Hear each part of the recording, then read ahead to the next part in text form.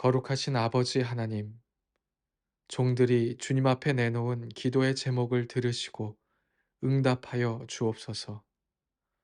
예수님의 귀하신 이름으로 기도합니다. 아멘.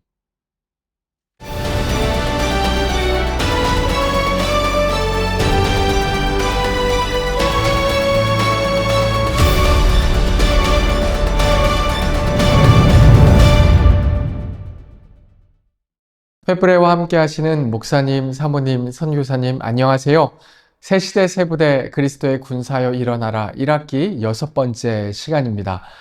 계속해서 지성이라는 소주제로 시대를 통찰하고 목회의 방법과 사례를 만나고 있는데요. 오늘 강의는 이 생애 주기의 관점에서 본 한국 교회의 상황과 AI 기술을 기반한 목회에 대해 배우는 시간이 될 것입니다. 이 시간 진주 횃불의 총무로 섬기시는 염태훈 목사님 나오셔서 기도해 주시겠습니다.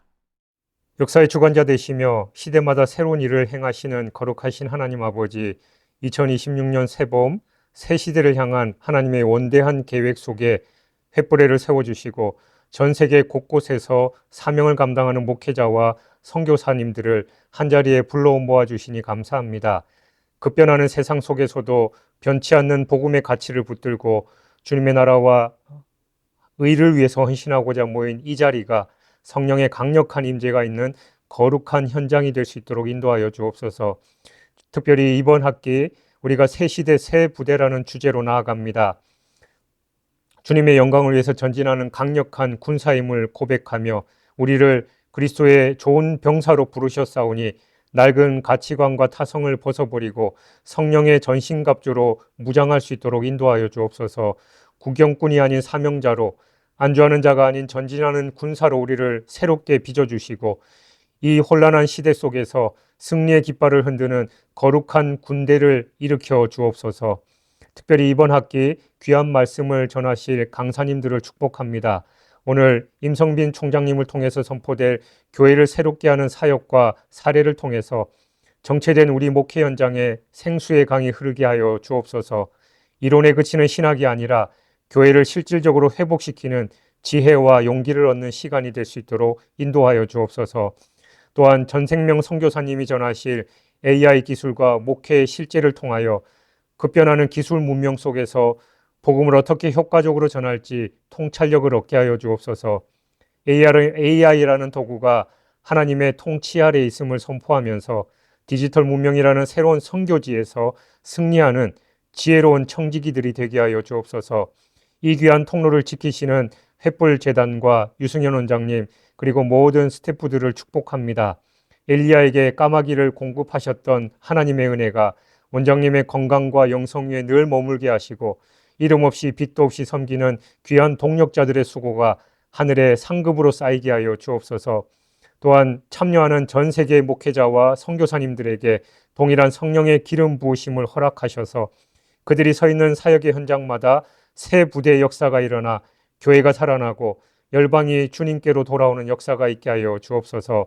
강의 시작부터 마치는 시간까지 성령께서 친히 스승되어 주시기를 간구드리오며 우리를 새 시대의 군사로 부르신 우리 구주 예수 그리스도의 이름으로 간절히 기도하옵나이다. 아멘.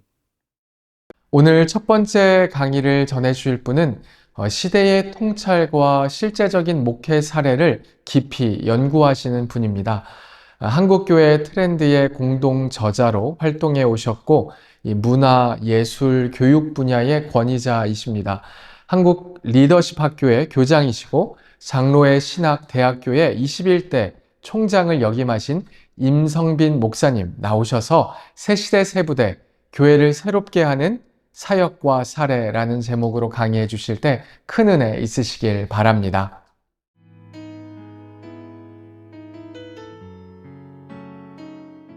하나님 나라를 위해 각 자리에서 충성되게 섬기고 계신 국내의 목사님, 사모님, 선교사님 참 반갑습니다. 저는 장로의 신학대학에서 지난 30년 동안 교수와 또 총장으로 섬기다가 이제는 은퇴를 해서 명예교수로 섬기고 있는 임성빈입니다.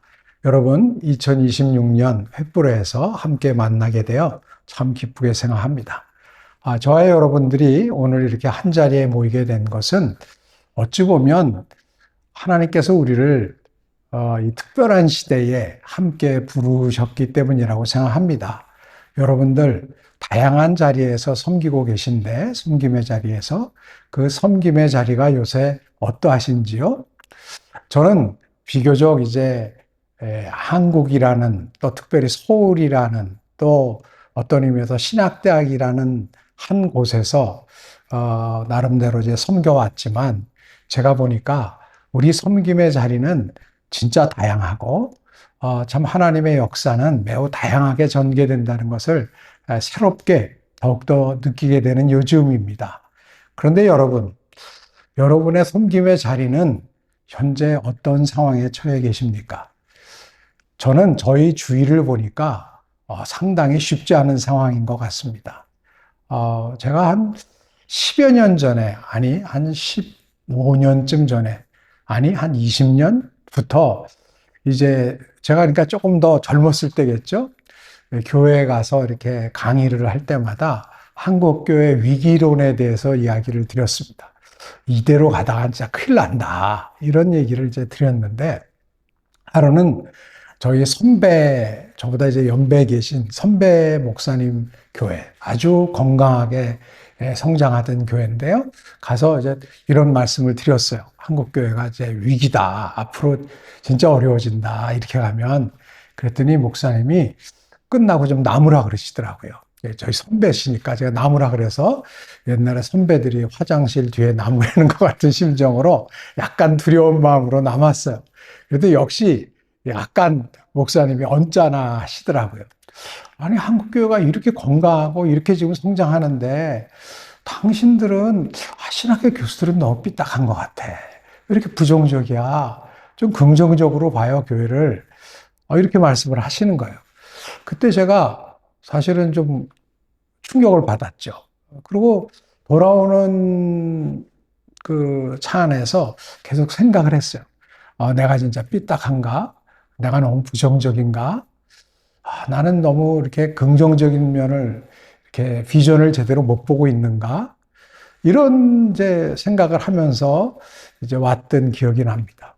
요사이는 저는 그런 목사님이 그립습니다. 저희가 좀 한국교회 어렵다, 교회가 어렵다는 얘기할 때, 이 사람아, 왜 이렇게 부정적인 생각만 해? 밝은 면을 봐, 비전을 봐. 이렇게 좀 얘기해 주시는 어른이 좀 있었으면 좋겠어요. 요새는 제가 어렵다 그러면 많은 분들이 더 어렵다고 얘기를 해요. 더 위기를 얘기해요. 그래서 저는, 우리가 이 어려운 위기 속에서 모든 것을 새롭게 하는 하나님의 역사를 믿는다면 우린 이제 또 다른 이야기를 해야 되지 않나? 다른 비전을 봐야 되지 않나? 물론 그것은 한 비전이었겠지만 요사이는 저는 이제 그런 위기감, 또 다른 위기감, 어떤 희망을 일궈야 한다는 위기감을 갖습니다. 여러분은 어떠십니까? 우리가 한 자리에 한 것은 바로 희망을 일궈내는, 주님이 복음을 오늘도 새롭게 주시는데 지금 오늘의 위기는 뭐냐? 이 새롭게 주시는, 매일매일 새롭게 허락하시는 성령의 역사와 주님의 복음의 역사를 우리가 담아내지 못했기 때문이 아닐까? 그렇다면 우리는 우리의 부대를 새롭게 해야 되겠다라는 의미에서 우리의 부대를 새 부대로 한다는 의미에서 저와 여러분들이 이렇게 함께 모인 줄로 압니다. 그런데 여러분, 우리의 부대를 새롭게 하기 위해서 우리는 우리의 현실, 우리의 현재의 부대, 오늘 우리 한국교회를 냉철하게 분석할 필요가 있습니다. 물론 목회라고 하는 것은 분석만 해갖고 되는 게 아니죠. 제가 은퇴 직전에 우리 신대원생들에게 신앙 사경회를 인도해달라는 부탁을 받았습니다. 주제는 무엇이었냐면 현대교회와 미래 목회예요.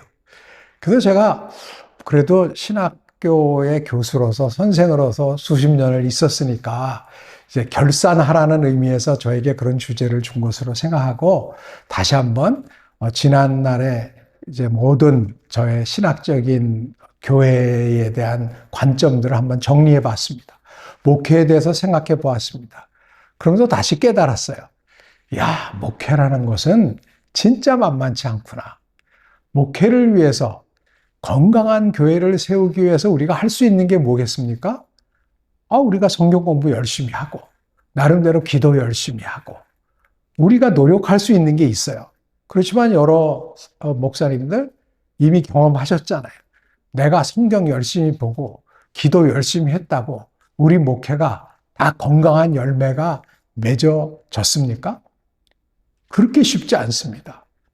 왜냐하면 내가 어떤 교회, 어떤 사역지에 있느냐가 또 굉장히 중요합니다. 나를 통해서 하나님께서 준비해 주신 복음이 어떤 사역자들을, 어떤 교인들을 만나느냐에 따라서 굉장히 그 반응이 달라요. 열매가 달라요. 그러니까 이거는 변수가 너무 많은 거예요. 내가 아무리 준비를 해도 내가 만날 교인, 내가 사역할 사역지가 어떤 상황에 있는지가 중요합니다. 근데 그 사역지는 사람들로 이루어지잖아요. 교인들로. 근데 그 교인들 한 사람 한 사람이 똑같지가 않아요. 굉장히 다양한 교인들이 존재합니다. 그리고 교인들도 정체되어 있는 게 아니에요. 고정되어 있는 게 아니고 계속 영향을 받아요. 그들이 일주일 동안 사회에 어떤 영역에서 생활하느냐에 따라서 교회에 올 때는 진공 상태에서 오는 게 아니라 굉장히 드라이브가 걸려서 오는 거예요.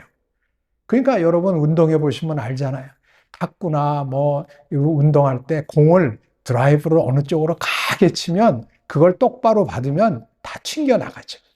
그러니까 교회에 왔을 때는 교인들이 오신 10분이면 10분, 100분이면 100분, 사실은 오시는 분들이 그냥 똑같은 상태가 아니고 다 드라이브가 다르게 걸려 있는 상태에서 오는 거예요.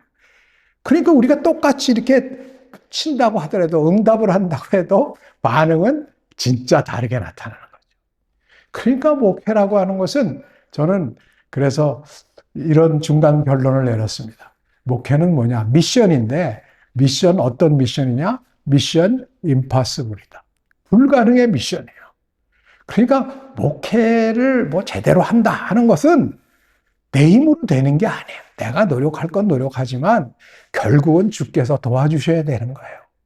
그래서 모든 건강한 목회자들이나 위대한 신학자들의 마지막이 뭐냐? 제일 중요한 게 뭐냐? 다 기도라고 해요. 왜? 내가 아무리 노력해도 주께서 도와주시지 않으면, 주께서 함께 하시지 않으면 우리를 하나 되게 못하는 것이니까. 이제 그런 의미에서 저는 목회는 미션 임파서블이라고 생각하지만, 그러나 우리가 할 수 있는 것들은 해야 되겠죠. 그리고 또 그러면서 기도를 해야 되겠죠. 지금부터 말씀드리는 내용들은 우리가 할 수 있는 것은 무엇일까? 그러면 일단 우리 자신을 살펴야 된다. 오늘날의 한국교회, 오늘날의 나의 목회는 어떠한 상황에 있는지. 그래서 이제 전반적으로 우리 사역자들이 사역하시는 곳의 상황은 다 다를 거예요. 똑같지가 않아요. 그렇지만 그 똑같지가 않아서 우리 교회는 누구랑 달라. 그러니까 저 사람 얘기하는 거랑 저분이 얘기하는 거랑 우리랑은 달라라고만 얘기할 생각을 단정하지 마시고 우리가 남이 아니잖아요. 그리고 우리는 개체로 존재하는 게 아니라 사실은 유기체로 존재하는 것입니다. 사실은 다 엮여 있는 거예요. 그러면 우리가 엮여 있는 이 전체 생태계가 지금 어떤 상황에 놓여 있는지 이것을 전반적으로 한번 살펴볼 필요가 있습니다. 그래서 지금부터 잠깐 나눈 말씀은 저와 여러분들이 속해 있는 한국교회, 아니 세계교회에도 그 어떤 맥락 속에 있는 거죠. 그래서 특별히 우리 한국교회가 지금 어떤 상황에 놓여 있는지 큰 맥락을, 큰 컨텍스트를 한번 짚어보려 합니다. 한마디로 말씀드려서 오늘날 한국교회를 저는 전환적 위기의 시대를 맞이하고 있다고 생각을 합니다. 전환적이라고 하면 오늘의 위기가 단순한 위기가 아니라는 거예요. 뭐 숫자가 좀 줄어들고 교회가 힘을 잃고 교회가 사회로부터 좀 비판을 받고 이런 것이 그냥 그 하나하나의 단면이 위기가 아니라 이것을 좀 더 바람직하지 않은 방향으로 우리가 위기감을 느끼게 된 것은 어떤 시대적 전환이 있다는 거예요. 그래서 그걸 읽어낼 줄 알아야 된다고 저는 생각을 합니다. 또 위기라고 하는 것은 여러분들 잘 아시다시피 양면성이 있잖아요. 위험한 기회다. 이것은 굉장히 위험한 것이지만 잘하면 기회가 될 수 있다. 어떤 의미에서 기회가 될 수 있나? 이것을 이제 오늘 여러분과 함께 말씀을 나누도록 하겠습니다. 어떤 의미에서 위험한 것이고 어떤 의미에서 기회인지를 이제부터 좀 말씀을 구체적으로 나누겠습니다. 우리 교회를 일반적으로 보면 우리가 하는 목회 구조가요.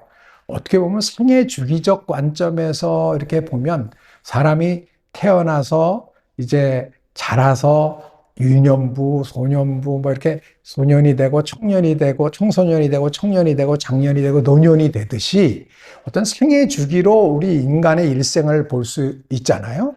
근데 교회를 그런 관점에서 우리가 볼 수 있고 교회 목회를 그런 관점으로 한번 분석해 보니까 지금 우리의 어려움은 어디에 있냐면 한국 교회의 대부분의 교회들은 모든 조직이 생애 주기적 관점에 맞춰져 있는 거예요.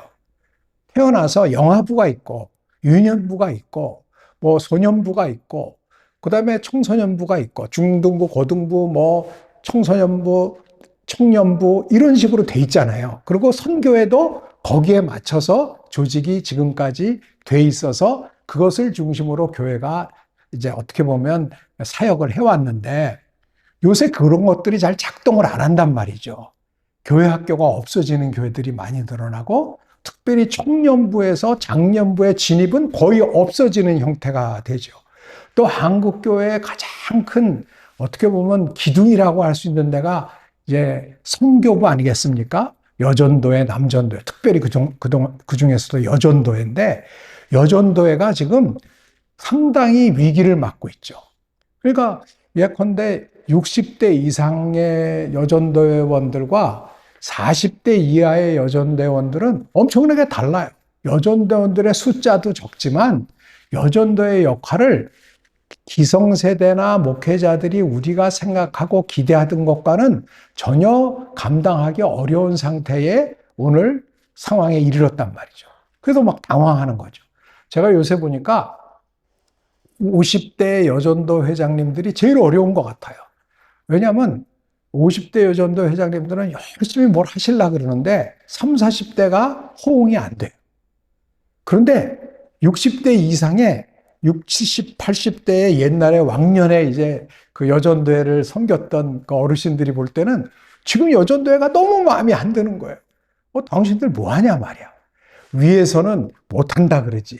밑에서는 따라오질 않지. 그러니까 지금 50대, 40대에 특별히 신실하고 열심인 여전대원들은 너무너무 힘든 거예요. 이게 뭐 청년부, 장년부 이런 현상들이 나타나요. 그러면 이게 갑자기 사람들의 신앙이 약해져서 그런 거냐? 옛날 기성세대보다 지금의 젊은 세대는 신앙이 약하고 헌신이 약해서 그래. 라고만 얘기할 수 있을까? 그렇지 않다는 거예요. 우리가 그 신앙 얘기 이전에 좀 더 배경을 살펴볼 필요가 있어요. 지금까지는 이렇게 생애 주기에 따라서 교회가 작동을 할 수 있었지만 지금은 사회가 변하고 있어요. 지금 특별히 출산이 줄어들잖아요. 결혼을 늦어지고 다 안 하잖아요. 그러니까 옛날같이 이렇게 탁탁탁탁 올라가질 않아요. 그리고 이제는 옛날에는 우리가 가정 중심의 목회 뭐 이런 얘기를 했지만 이제는 가정 하면 여러분들은 몇 분이 생각납니까? 우리가 인과 기도를 합시다. 그리고 가정 중심으로 모입시다 할 때 보통 1가구 하면은 우리는 4인 내지 5인을 생각하지 않았습니까? 여기서 우리라 하면 저를 기준으로 한 라떼 세대입니다. 그러니까 뭐 카레 같은 것도 다 뭐 오모모 카레 이런 거 보면은 다 4인, 5인 이렇게 돼 있잖아요. 저희 때는. 근데 지금은 1인 가구가 급증하고 있어요. 1, 2인 가구가 제일 많아요. 전체 가구 수 중에. 그리고 이제는 뭐 자동적으로 취업이 되는 게 아니에요. 30대들은 다 직장 다닌다? 이렇게 생각하면 안 되는 거예요. 그렇게 얘기했다가 상처받는 사람들이 너무나 많습니다. 그러니까 청년부가 어려운 거예요. 그리고 또 그분들이 일선교회로 젊은 선교회로 가기도 어렵고요. 옛날엔 40대쯤이면 다 결혼하고 애 낳았다고 생각하지만 이제 그렇지 않은 거예요. 비혼, 만원 이런 것들이 많아지고 또 요새는 갔다가 오시는 돌싱들도 많아졌어요. 이제는 이렇게 선형적으로 우리가 생애 주기에 따라서 목회하던 것들이 달라지기 시작했어요. 너무 비선형적이고 다원적인 여러 현상들이 나타나고 거기에 대한 욕구들이 요청들이 많은 거예요. 왜 우리한테는 교회가 옛날식으로만 하려고 그래? 우리 결혼 안 한 나이 든 청년들을 위해서는 교회는 뭘 섬겨요? 우리한테는 일만 시키려고 그러지 실제로 우리에 대한 배려가 없잖아요.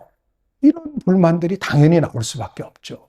결혼 안 하신 40대들을 위해서는 어떻게 해야 되는지, 또 결혼하다가 또 나름대로 아픔을 여러 가지 사정으로 돌아오시는 분들은 어떻게 교회 안에서 생활해야 되는지, 이런 것들에 대해서 우리는 지금 사실은 대부분의 교회가, 아니 우리 개인들이 준비가 안 돼 있는 것이 많지 않습니까? 이러다 보니까 사실은 교회가 할 일은 예전보다 훨씬 많아요. 즉 여전히 생애주기적 관점에서의 목회적 과제는 여전히 있습니다. 그렇죠. 여전히 유년부도 해야 되고 나름대로 잘 됐으면 좋겠죠. 청소년부도 있어야 되고 중등부, 고등부 있어야 되고 대학부도 있어야 되고 청년부도 있어야 되고 선교회도 갑자기 없앨 수 없잖아요. 다 나름대로 유지를 해야 되잖아요. 그런데 그거 말고 거기에 속하지 않는 다른 필요들이 많이 생기고 있는 거예요, 또. 이 생애주기에서 다른 그런 다양한 요구들이 생겨나고 있는 거죠. 생애주기와는 다른. 어떻게 해야 되겠습니까? 한마디로 말해서 교회는 할 일이 더 많아진 거예요. 할 일이.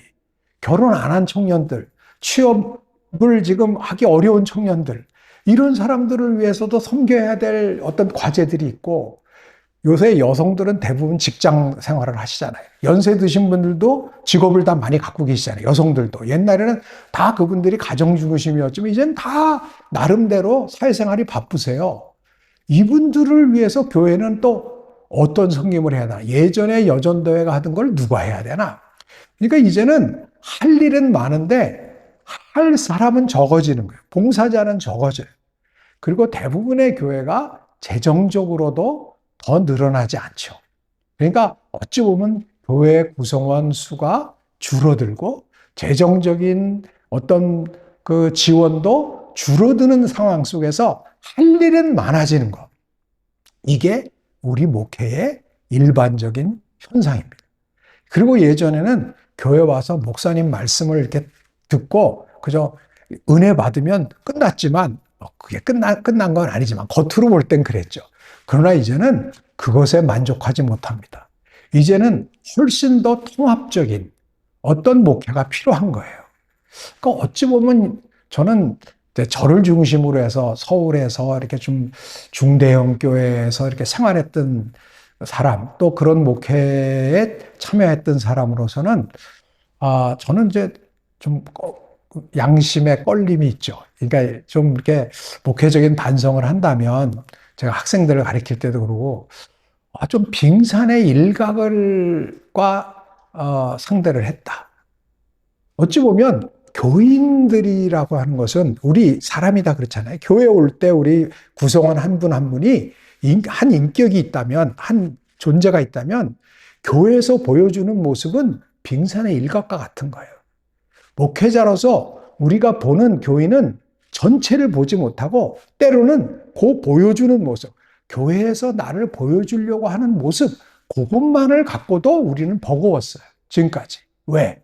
성장했으니까, 교회가. 성장 세대는 그것만으로도 참 어려웠어요.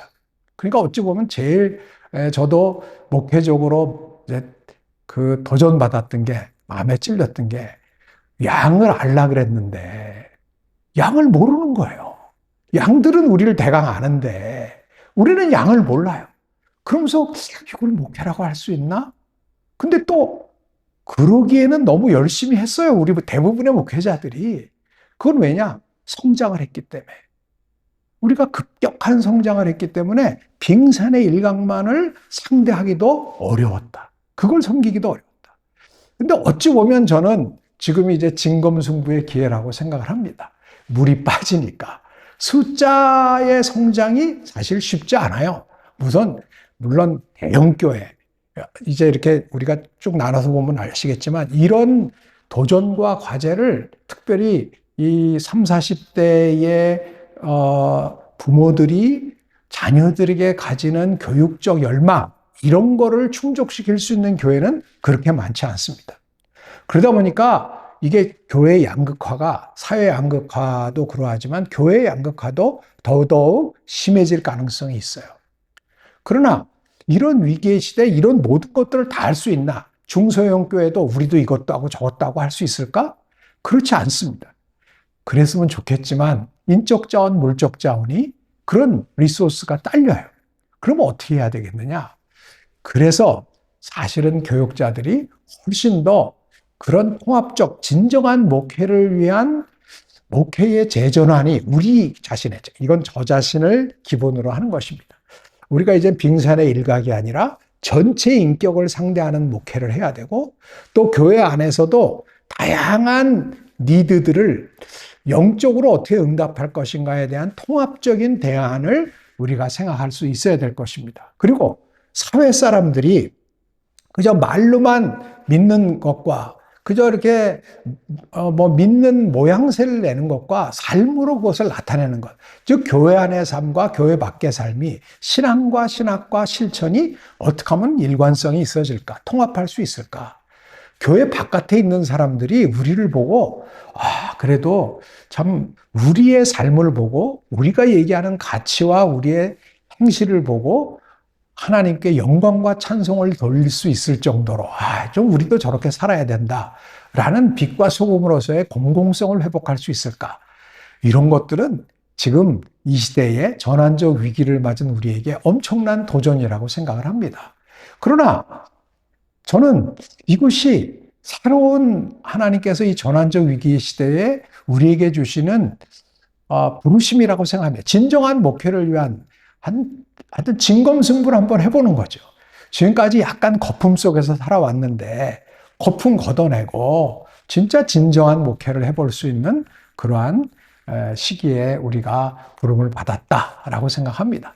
그래서 좀 더 객관적으로, 그러면 우리가 이러한 부르심과 이러한 도전을 목회자 혼자 할 수 있는 게 아니잖아요. 그러니까 제가 볼 때는 제 주위에는 좋은 목사님들이 너무 많으셔요. 그런데 사람들은 목회자에 대한 아쉬움들을 많이 얘기해요. 근데 저는 목회자 입장이고 사실은 제 관점은 좀 그렇기 때문에 참 아쉬운 건 좋은 목사님들이 이렇게 많은데 왜 이렇게 사회는 그냥 안 좋은 케이스들만 자꾸 얘기를 할까? 또 목회자 입장에서 보면은 사실은 교인들에게 아쉬움이 좀 있어요. 좀 교인들이 이 정도는 해주셔야 되고 교인들이 이 정도는 돼야 되지 않아?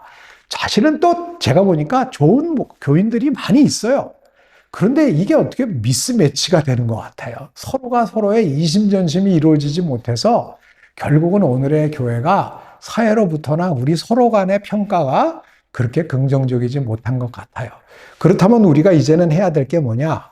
우리의 시야를 좀 통합할 필요가 있습니다. 서로가 바라보는 눈을 서로가 서로에게 어떤 지평을 확장을 해서 내 지평을 좀 확장을 해서 서로가 공통의 눈으로 커먼 비전 같이 바라볼 수 있어야 되지 않을까.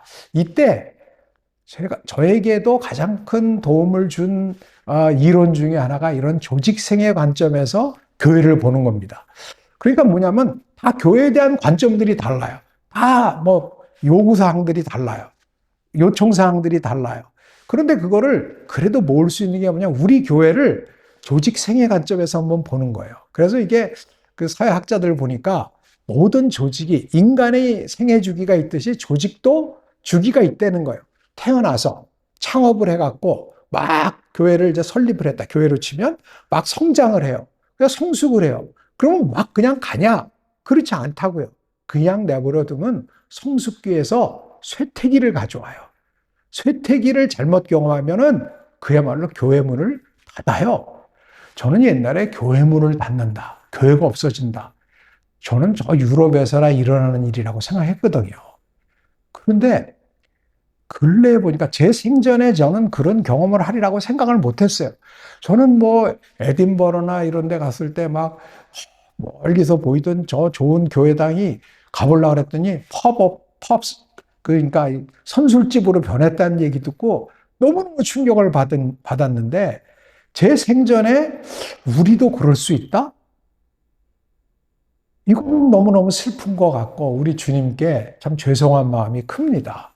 주께서 우리에게 생전에 이렇게 큰 그야말로 복음의 부흥을 허락하셔서 한국교회가 이렇게 성장을 했는데 전 세계적으로도 많은 교민교회들이 생겼는데 지금 뭐 엄청나게 어려운 교회들이 많아요. 제가 섬겼던 미국에 있던 교민교회 90년대 초반에 가장 선도적인 교회 중에 하나였거든요. 근데 몇 년 전에 문을 닫았더라고요. 남의 얘기가 아닌 거예요. 우리가 막연히 교회는 그럴 리가 없어. 이거 안 통하는 거예요. 정신 똑바로 차려야 된다는 생각을 하게 됩니다. 그러면서 우리를 한번 돌아봅니다. 제가 볼 때는 대부분의 교회는 한국의 이제 제 주위를 보면은 성숙기에 속한 교회들이 많은 것 같아요. 그러니까 물론 지금 개척하셔서 막 성장하는 교회도 있지만 꽤 오래된 교회들이 이제는 많더라고요. 한국에도. 그러면 성숙기 교회의 특징이 뭐냐면 겉으로 볼 때는 너무 안정된 거예요. 상당수의 교인이 정기적으로 예배에 참여하고요. 재정적으로도 풍부하고요. 나름대로 조직도 잘 움직이고 있어요. 이게 이제 성숙기 교회의 특징이죠. 그런데 이렇게 좋은 면이 있는데 그 안에 한계점들이 드러나는데 뭐냐면 이렇게 다 잘 되다 보니까 안정성이 변화를 가로막는 거예요. 뭐 변화를 좀 하려고 그러면 잘 되는데 왜 그래? 그리고 그런 거 옛날에 다 해봤어. 라고 하면서 혁신이 잘 안 되는 거예요. 그러면서 지금 거를 유지하려고 하는 별로 긍정적이지 않은 보수적인 성향들이 나타나기 시작해요.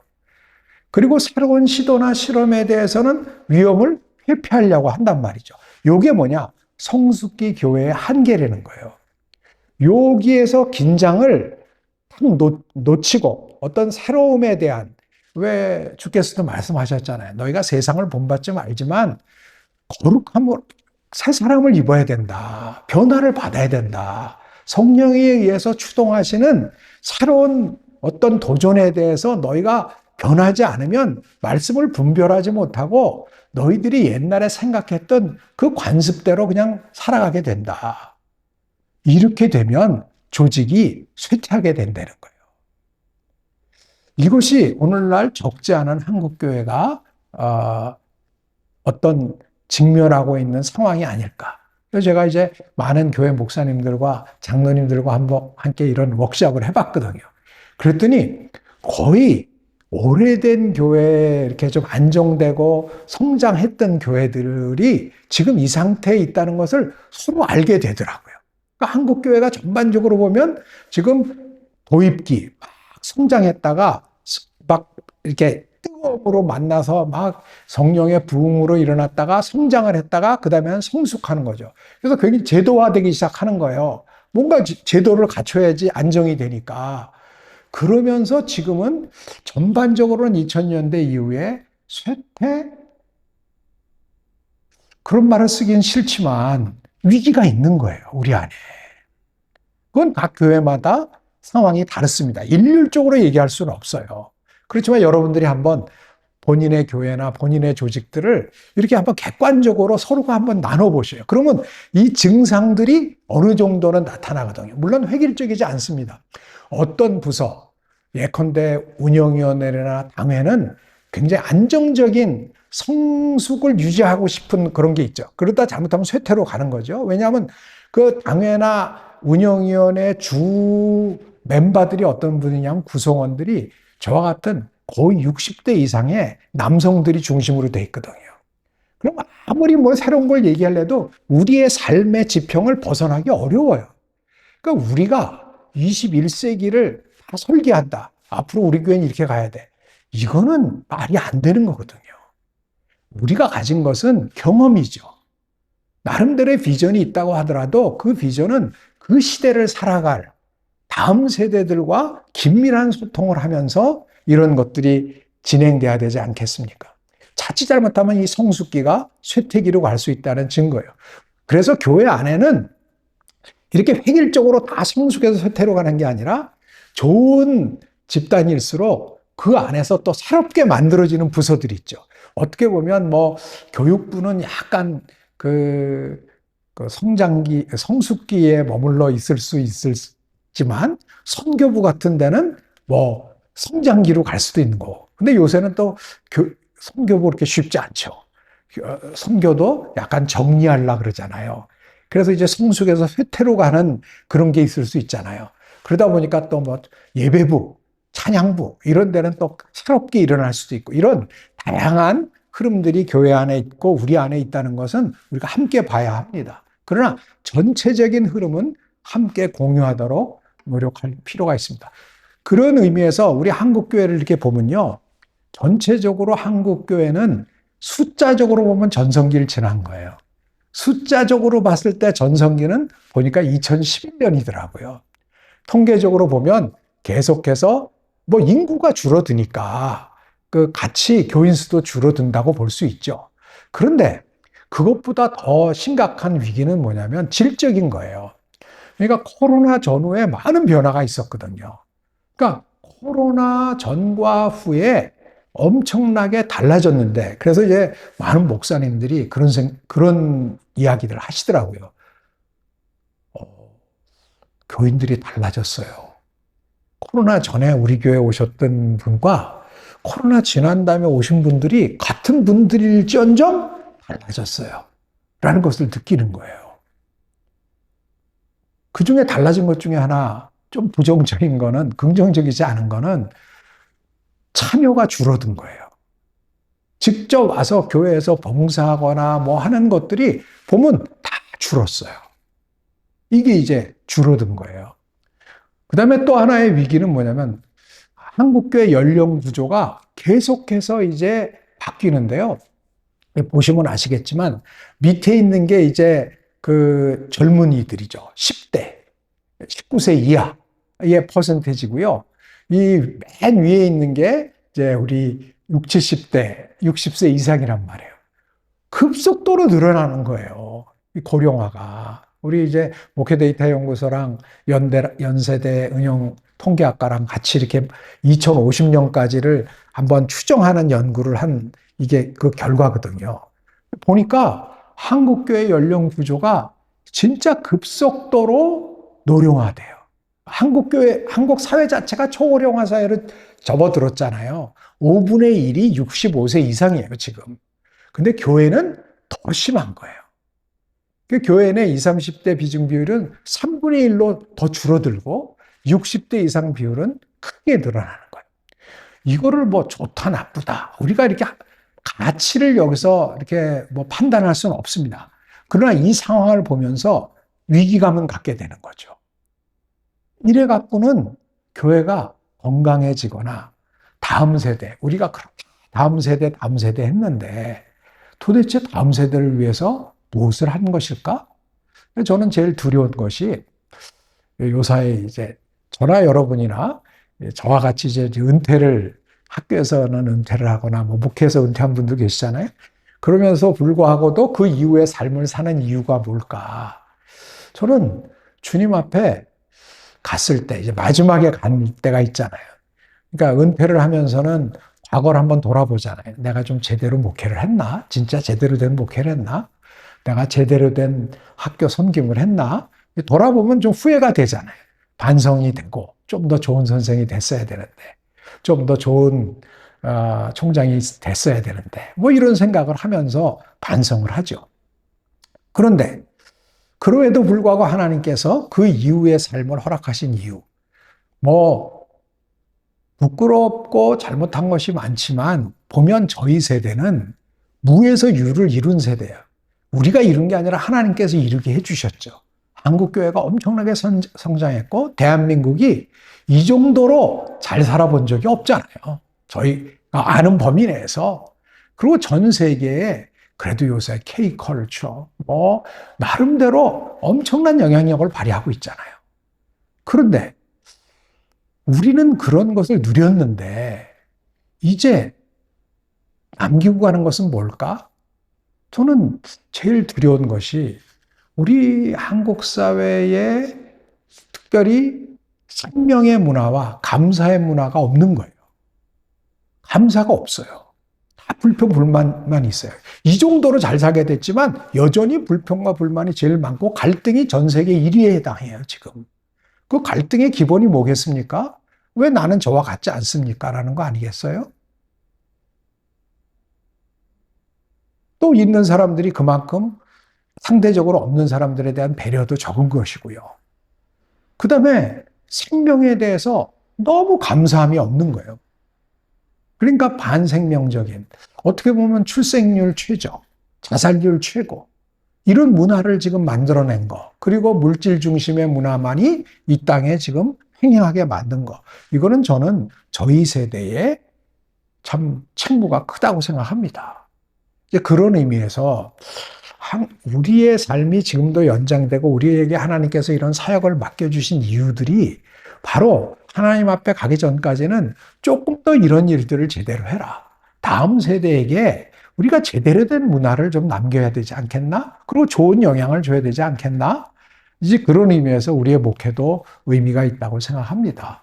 이제 이러다 보니까 오늘의 위기를 조금 더 구체적으로 보면 헌신 참여가 약화되면서 할 일은 많고 또 세대 간의 단절이 좀 심해지고 그리고 신앙적인 괴리, 교회 안에 신앙인들은 여전히 좀 있지만 이 신앙이 사회 속에서 제대로 발휘되지 못하는 이런 현실, 그러다 보니까 사회적 신뢰도가 떨어지죠. 근데 이런 모든 것들이 사실은 우리가 은혜를 제대로 받지 못했기 때문이죠. 영적인 결핍, 신앙인다운 신앙인이 되지 못함이 근본적인 저는 위기라고 생각을 합니다. 이러다 보니까 우리가 안에서 새는 바가지니까 바깥으로도 신뢰를 받을 수가 없어요. 저는 앞으로 한 5년, 10년간의 가장 큰 한국교회 과제 중에 하나는 가나안 성도들을 다시 교회 안으로 우리와 함께 신앙생활하는 우리 교회 안으로, 한국교회 안으로 초청하는 것이라고 생각을 해요. 왜냐하면 지금 가나안 교인이 뭐 통계별로 다르지만 보통 통계에 잡힌 기독교인 가운데 거의 20%가 가나안 교인이라잖아요. 근데 우리가 밖에 나가서 전도라는 것도 중요하지만요. 이 가나안 교인들을 빨리 우리와 함께 좀 교회 안으로 초청하지 못하면 어떤 일이 생기냐면 그분들이 조금만 지나면 넌이 됩니다. 그러니까 미국이나 이제 카나다 통계를 보니까요. 이 가나안 교인들이 왜 지금도 가나안 교인이라, 교인이라는 말을, 교회는 안 나가지만, 제도적 교회는 싫지만, 영적인 데는 관심이 있지만, 왜 교회는 싫다고 하느냐 하는 여러 가지 이유가 있거든요. 그러면서도 교인이라는 얘기를 붙이는 이유는 그래도 옛날에 교회에서 받은, 주님께로부터 받은 은혜의 추억이 있는 거예요. 그리고 아버지, 어머니와 할머니, 할아버지가 아직 교회에 계신 거예요. 그러니까 그래도 교인이라 그러는데 이게 이제 은혜는 점점 기억이 희미해지고 그러면서 교회에 대한 부정적인 영향은 사회에서 강하게 받고 어머니, 아버지, 할머니, 할아버지는 하늘나라로 가시게 되는 그때 되면 이분들은 교회와의 연이 완전히 끊어지는 거죠. 그러면 넌이 되는 거예요. 넌이 나중에 조금 더해지면 막 부정적인 게 쌓이게 되면 교회에 대해 은혜 받은 것보다는 부정적인 기억만이 계속 축적되면 나중에는 넌이 되는 거예요. 그래서 교회 하면 부르르 떨고 오히려 보통 사람들보다 교회 가는 길을 더 가로막고 교회에 대해서 더 비판을 하는 이런 일들이 벌어지게 되면 그들의 자녀들이 교회에 안 나오는 것은 물론이거니와 교회와 사회와의 굉장한 이 걸림돌들이 되는 거죠. 이 장애 요소가 되는 거죠. 그러니까 이분들을 우리가 어떻게 교회 안으로, 물론 교회 안으로 했을 때 그 교회는 건강해된 교회죠. 그분들이 실망한 교회가 아니고.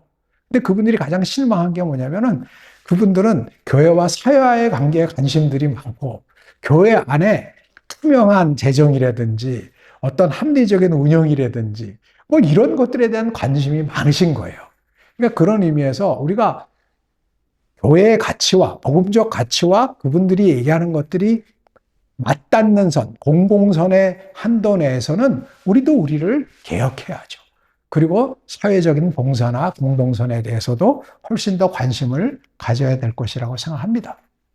그런 의미에서 이런 것들을 제대로 하려면 우리가 오늘의 이런 문제는 뭐 구조의 문제 뭐 이런 것뿐만이 아니라 우리가 복음적 정체성 위에 서 있는가 하는 걸 분명히 하고 또 오늘의 교회가 이렇게 성장을 했는데 우리 교회가 이렇게 나름대로 은혜로 성장을 했는데 그래서 여러 제도가 생겼고 여러 프로그램이 만들어졌고 여러 구조가 있는데 과연 이것이 복음적 정체성을 구현하기 위한 선교적 동기, 이걸 분명히 발휘하는 데 도움이 되는 것인가? 아니면 그때는 그렇게 시작을 했는데 지금은 그냥 있는 거니까 유지해야 되고 이제는 누군가 그 자리를 가야 되니까 유지돼야 되는 그런 관료화, 제도화로 지금 머물고 있는 것은 아닐까? 또 우리 안에 그러다 보니까 위계적인 질서가 만들어져서 굉장히 권위주의적이고 소통 부족의 리더십과 구조를 갖추게 된 것은 아닐까? 그렇게 되다 보니까 갈라파고스의 섬처럼 남들이 볼 때는 저기는 왜 저래? 교회 안에 있는 사람들은 너무 자연스러워요. 우리는 원래 그런 거지 뭐. 근데 밖에서 생활한 사람들은 딱 봤을 때 아니 아직도 저런 데가 있어? 제가 최근에 이 20, 30대들이 20, 30대들을 이제 대하는 소위 40대에서 20대 MZ 문화에 대한 이 조직의 대응에 대한 비교한 것을 봤어요. 보니까 이게 이제 공기업이 대하는 게 다르고 사기업이 대하는 게 다르더라고요. 그러니까 공기업들은요, MZ들이 좀 달라도 너희들이 조직에 순응을 해야지. 너희들 왜 그래? 라고 굉장히 그들을 바꾸려고 하는 성향이 강하대요. 근데 사기업들은 자기들이 바뀌려고 노력을 한대요. 그래도 젊은 사람들이 이런 걸 원하니까 우리는 이제 이런 것들을 해봐야지라고 우리가 잘못한 건 아니야? 그리고 나름대로 변화를 하려고 애를 쓴다는 거예요. 그렇게 서로 변화하려고 노력하는 조직이 잘 되는 거죠. 그러면서 저는 이제 그 연구들을 보면서 우리 교회를 생각해 봤어요. 우리는 어디 가까울까? 각자 판단해 보시기 바랍니다. 자, 이런 것들을 할 때는요, 다 자기가 난 이게 옳다, 저게 옳다. 자기의 나름대로 어디 이제 밖에서 배운 경영학이라든지 밖에서 경험한 어떤 철학을 가지고 교회의 갱신, 교회의 구조를 얘기하려고 그러면 이거는 굉장히 위험한 거예요. 왜냐하면 다 경험이 다르기 때문에, 다 이론적 근거가 다르기 때문에. 그래서 우리 교회의 갱신은 무엇보다 세부대가 되는 데는 목회신학적 토대가 중요한 거예요. 신학적 토대가 중요한 거예요. 특별히 목회자들은 그런 의미에서 신학적 역량을 계속해서 배양해야 합니다. 신학을 공부를 안 하면 성경을 통한 신학을 제대로 정립하지 못하면 진짜 백가쟁명, 그리고 된다는데 휩쓸려 다니게 되기가 쉬워요. 그리고 교인들을 제대로 섬기기가 어렵죠. 그런 의미에서 오늘의 우리 한국교회를 위해서 가장 필요한 목회신학적 토대 중에 하나는 하나님 나라에 대한 신학이라고 생각을 합니다. 하나님 나라의 신학, 하나님의 주권, 하나님의 뜻대로 이 땅에서도 이루어져야 된다라고 하는 굉장히 중요한 것. 그리고 교회도 하나님의 나라를 위해서 존재하는 것이지 교회 자체가 목적이 아니다라는 걸 또한 분명히 해야 합니다. 그리고 그래서 교회는 물론 교회가 교회 역할을 해야지 사회가 제대로 하나님의 나라를 위한 지향성을 가질 수 있기 때문에 교회는 중요하죠. 그런 의미에서 하나님 나라, 그리고 이런 것들을 사회와 소통하기 위해서는 그들과 소통을 할 줄 알아야 돼요. 그들의 언어도 이해하고. 이건 뭐와 같으냐면 우리가 어디 선교사를 가는데 저 아프리카에 잠비아, 카메룬으로 선교를 가는데 한국말만 하는 사람과 똑같은 거예요. 교회에서 이런 말 하는데 너희들이 알아들어야지. 우리 한국에서 나 이렇게 은혜 받았어. 그러니까 당신들이 한국말 공부하든지 알아듣든지 해야 돼. 이러지 않잖아요. 사실은 하나님도 우리를 구원하시기 위해서 인카네이션 하셨잖아요. 낮아지셨잖아요. 눈높이를 맞추셨잖아요. 이 공동선이라고 하는 것은 하나님의 나라의 신묘막측한 세계. 이거는 이 땅과 어떻게 보면 차원이 다른 거예요. 그렇지만 주께서 우리를 사랑하셔서 인카네이션 하셨듯이 이 가치가 세상에서의 가치로 나름대로 이때어 있을 수 있도록 낮아지는 거예요. 그리고 그것에 대해서 함께 공부하고 함께 소통하려고 노력하는 거예요. 그러나 우리는 거기에 머물러 있는 게 아니라 그 이상을 지향해야죠. 이것이 바로 그래서 우리 신앙인들은 이 땅의 시민이면서 하나님 나라의 시민이니까 이 땅의 시민으로서의 지식도 필요하고 소통의 언어도 필요하지만 일상의 언어도 잘해야 되지만 하늘나라의 언어도 할 수 있어야 돼요. 이주 언어를 할 수 있어야지 제대로 선교사 할 수 있지 않습니까?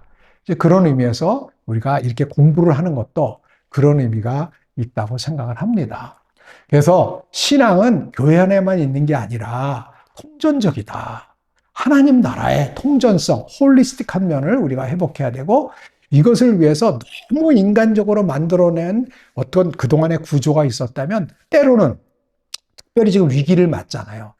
사람도 부족하고 재원도 부족할 때 하나님 나라를 위한 이웃 섬김의 사역을 하고 선교를 하려고 할 것 같으면 그러면 딴 거는 조금 좀 정리할 게 있지 않을까? 세상에선 이걸 구조조정이라고 하는데 우리는 복음을 위해서 좀 단순화하는, 그래서 요새 이제 심플 처치라는 얘기를 하는 이유는 바로 이것입니다.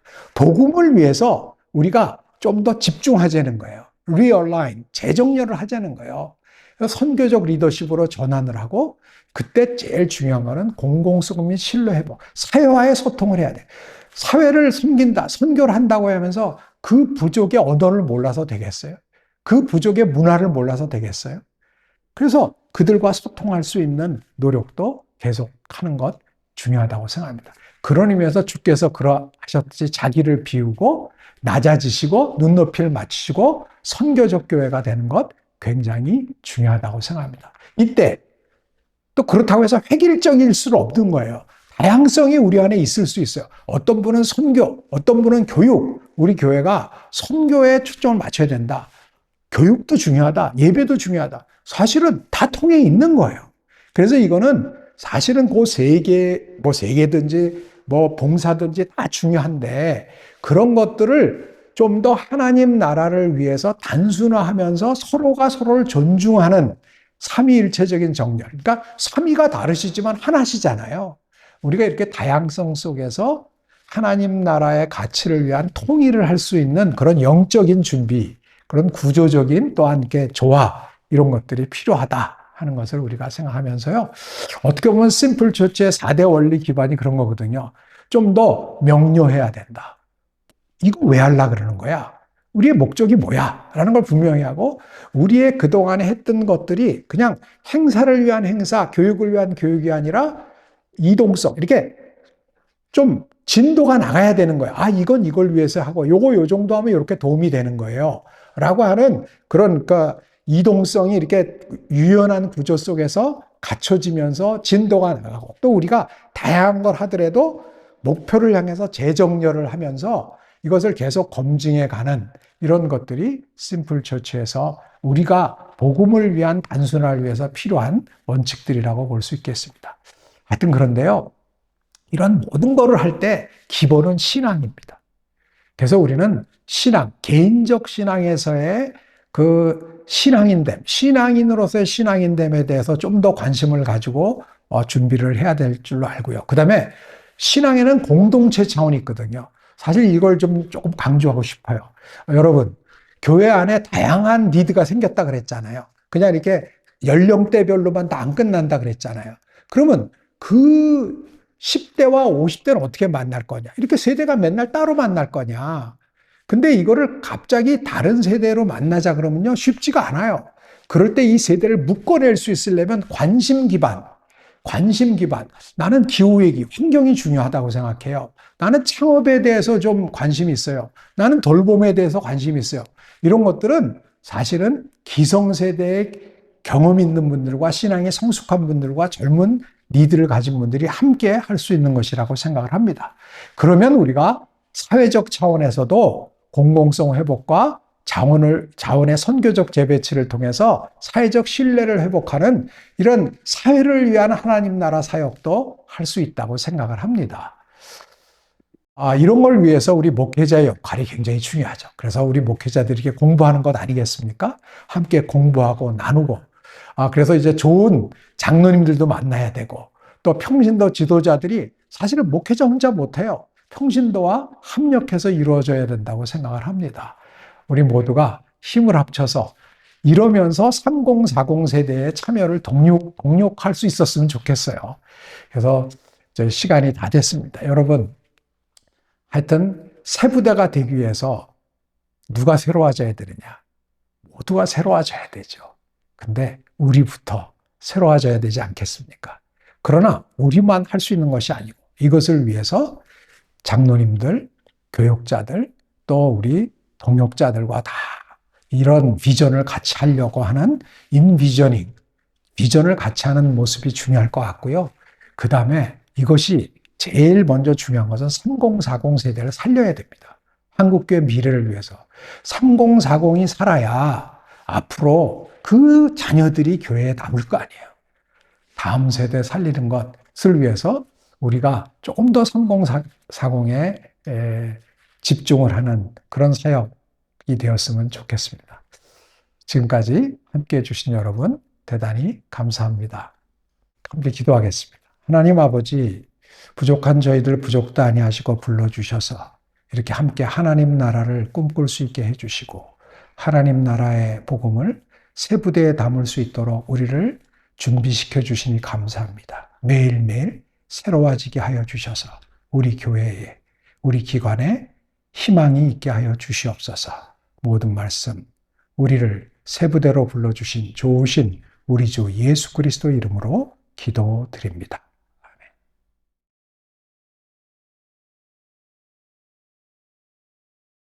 귀한 강의에 감사드립니다. 위험한 기회라는 말씀처럼 현실을 분명히 파악할 때 도약을 위한 진단이 나오고 이 회복을 위한 도전이 일어날 것을 기대합니다. 강의를 통해 횃불의 목사님들과 교회가 복음을 중심으로 새롭게 되시길 바랍니다. 쉬시는 동안에는 지역별 횃불의 소식을 나누려 합니다. 우리 횃불에는 온라인 강의뿐만이 아니라 지역별로 현장 모임이 열리는데요. 특별히 지난 개강 때에는 제주 횃불회의 회장 이취임식과 횃불의 주관으로 열린 지역 목회자 세미나가 있었습니다. 영상을 통해 지금 만나보시죠.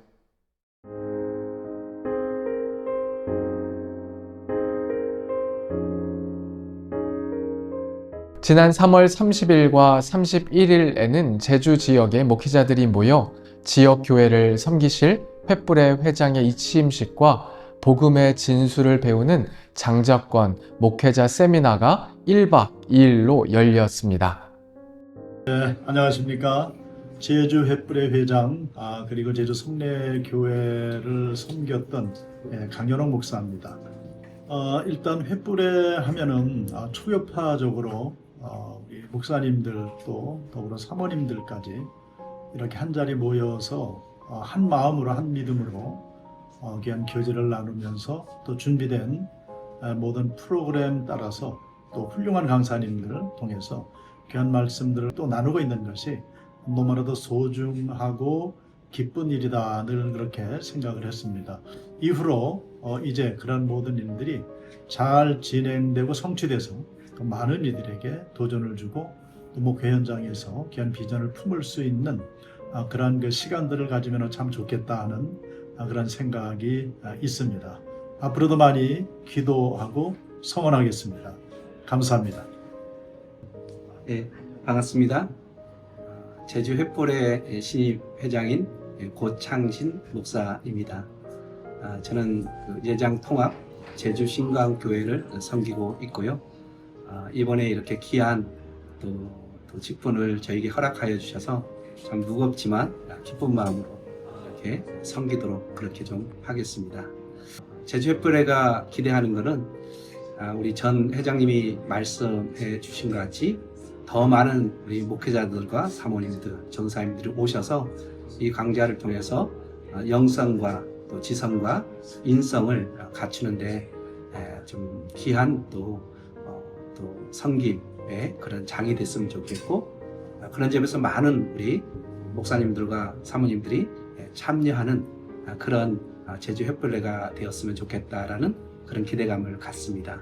우리 영성, 또 지성, 인성을 갖추는 것도 참 중요하지만 제주 지역이라는 한계성 속에서 이 제주 사회 문화에 맞는 선교적 또 복음적 전략들도 좀 중요한 가치를 갖고 있는데 이런 부분들도 함께 협력해서 좋은 열매를 맺는 그런 일을 할 수 있도록 최선을 다해서 섬기고 돕도록 그렇게 하겠습니다. 네, 감사합니다. 네, 안녕하세요. 저는 제주에 있는 하늘사랑교회의 섬기고 있는 김용은 목사입니다. 횃불회를 통해서 이 제주에 있는 목회자로서 여러 가지 부족한 거라든지 그런 한계를 느꼈을 때마다 이 횃불의 강의와 또 모임을 통해서 영적인 재충전을 받고 새 힘을 얻습니다. 육지에 갈 수 없는데 또 인터넷이라든지 줌이라든지 이런 그런 매체를 통해서 영적으로 재충전하고 또 공급받을 수 있는 그 횃불회가 있어서 저에게 너무나 큰 힘이 되고요. 시작할 때하고 마칠 때 오프라인으로 모여서 말씀 듣고 실제적으로 교제 나누는 게 큰 힘이 되고요. 그래서 횃불회를 섬기시는 또 원장님 이하 목사님, 총무님 너무 감사드리고요. 횃불회가 계속 우리나라 복음 사역의 귀한 사명 감당해서 복음의 횃불을 들고 나가는데 또 이바지하고 이렇게 나갔으면 좋겠습니다. 감사합니다. 안녕하세요. 제주 횃불의 총무 이상원 목사입니다. 아마 제주는 아마 아시는 모든 분들이 아실 겁니다. 사실 얼마나 오고 싶은 섬이고 또 제주가 사람이 살기 참 좋은 곳이다라고 생각을 다 갖고 계실 것입니다. 하지만 복음 전파 사역에서 본다면 정말 참으로 열악하고 힘든 곳입니다. 사실 제주도에 있는 550여 개의 목회자들이 정말 열심히 이 사역을 감당하고 있지만 사실 복음 전하기가 어렵다 보니까 많이 낙심하고 힘들어하는 경우가 너무나도 많습니다. 이번에 이영하 목사님 장사권 선교회 대표이신데요. 제주도에서 처음으로 목회자 세미나를 개최하게 되었습니다. 기대하는 바는 이번 세미나를 통해서 더 많은 목사님들이 새 힘과 새 능력을 덧입어서 제주 지역사회를 변화시키며 교회를 부흥 성장시키는 일에 크게 쓰임받을 수 있는 그런 놀라운 역사를 소망해 봅니다. 제주 횃불회를 위해서 많이 기도해 주시기를 바랍니다. 감사합니다. 새 시대, 새 부대, 그리스도의 군사여, 일어나라! 새 시대, 새 부대, 그리스도의 군사여, 일어나라! 할렐루야! 횃불에는 생명력 넘치는 교회와 목회를 꿈꾸고 있습니다. 교파를 초월한 복음 중심의 목회자 네트워크를 통해 서로가 하나님 안에서 선한 울타리가 되고 지역을 살리기를 소망합니다. 목회자를 새롭게, 교회를 건강하게, 횃불의 목사님들을 응원합니다.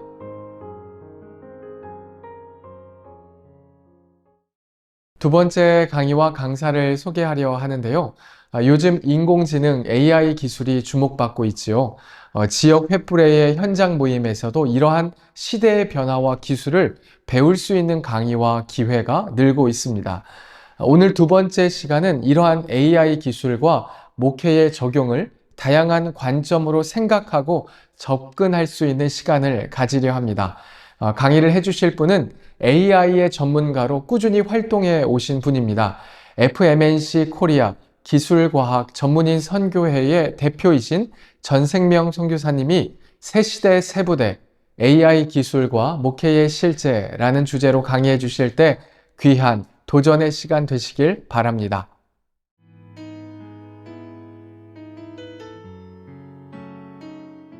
예, 하나님 나라를 위해서 각 자리에서 충성스럽게 섬기고 계시는 국내외 우리 목사님, 사모님, 선교사님 반갑습니다. 저는 FMNC 선교회 디지털 선교연구소를 맡고 있는 전생명 소장입니다. 선교사이기도 하죠. 2026년 횃불회에서 이렇게 새 시대, 새 부대, 그리스도의 군사여 일어나라라는 주제로 함께 만나게 되어서 반갑습니다. 오늘은 새 시대, 새 부대, AI 시대의 목회라는 주제로 좀 같이 나누려고 하는데요. 새 시대, 새 부대, 그리스도의 군사여, 일어나십시오. 새 시대를 제가 이렇게 바꿔봤습니다. AI 시대. 이 시대는 AI 시대라고 얘기를 하죠. 이 시대 사실 어떻게 보면 굉장히 급격한 변화 속에서 목회하기 어려운 상황 속에서 사역하기 어려운 상황 속에서 사역하는 여러분들을 응원하며 또 여러분의 사역 가운데 성령의 역사가 있기를 기도하면서 시작하려고 합니다. 오늘 그 목차는요, 이 시대가 굉장히 급격한 변화 가운데 있는데 이 변화 속에서 복음이 어떻게 더 빛나고 복음이 어떻게 더 잘 전달될까라는 질문과 함께 시작하려고 합니다. 첫 번째로는 이 시대, 새 시대, AI 시대, 사명을 감당하기 위해서 우리는 무엇을 해야 될지 잠깐 한번 생각해 보는 시간을 갖고요. 무엇보다도 성경적인 기초 위에서 이 강의를 좀 진행해 나가려고 합니다. 문화 명령과 지상 명령, 하나님이 우리에게 주신 명령을 우리가 어떻게 이해하고 또 바울 사도는 어떻게 사역했는지를 한번 간략하게 훑어보고요. 그 다음에 교회사 속에서 복음이 어떻게 확장되었는지를 보려고 합니다. 여기까지 한 25분에 좀 끝내려고 하고요. 그 다음에 뒷부분, 한국 교회 지금 굉장한 어려움 속에 있잖아요. 5가지 구조적인 위기와 그 위기가 기회가 되는 부분에 대해서, 그리고 하나님께서 이 시대를 AI 시대로 열어가시는데 이 시대 가운데 목회적인 또 선교적인 돌파를 어떻게 이루어 나갈지, 그리고 여러분이 바로 새 시대 새 부대이신데요. 새 부대 그리스도의 군사로서 일어서서 주님의 복음을 증거하고 영혼을 양육하는 부분에 대해서 같이 나누면서 결론과 믿음의 고백을 해보려고 합니다. 이 시대는요, 특별히 그리스도의 사역자들이 사명을 감당하기에 굉장히 어려운 여건들이 있습니다. 특별히 급격한 변화 가운데 교회가, 특히 한국 교회가 굉장히 어려움에 봉착되어 있는 것을 여러분 다 공감하실 줄 압니다. 그런 가운데 복음의 본질을 어떻게 더 온전히 드러낼 수 있는지를 같이 나누려고 합니다. 세상이 바뀌어도요, 복음은, 진리는 변치 않습니다. 그렇기 때문에 진리는 더 빛나야 합니다. 그런데 목회자들은 설교와 양육과 신방과 행정과 미디어와 다음 세대까지 감당하기 쉽지 않습니다. 선교사님들도요, 언어와 문화, 이동, 재정, 연결, 이 모든 것들을 동시에 감당하는 것은 너무 어렵습니다. 그런데 성도는 이미 AI 환경, 새로운 환경 속에서 살고 있고요.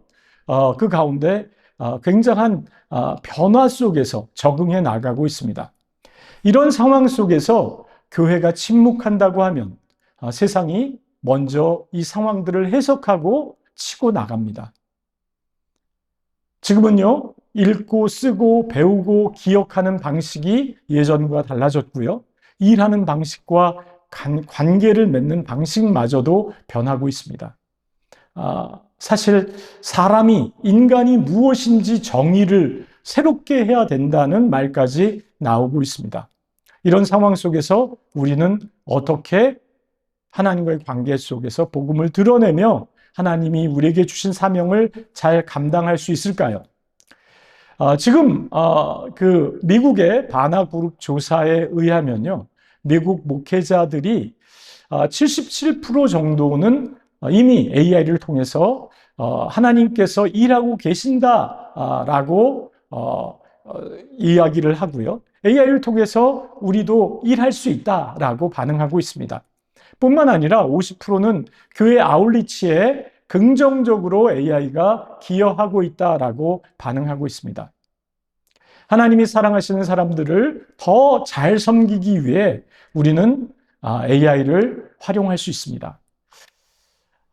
우리가 그 성경적으로 한번 돌아가서 하나님이 성경 전체에 주신 명령을 크게 문화 명령과 지상 명령으로 나눠 본다고 하면, 창세기 1장 28절에 하나님은 사람을 만드시고 생육하고 번성하며 땅을 다스리라 라는 명령을 주셨습니다. 이걸 우리는 문화 명령이라고 하죠.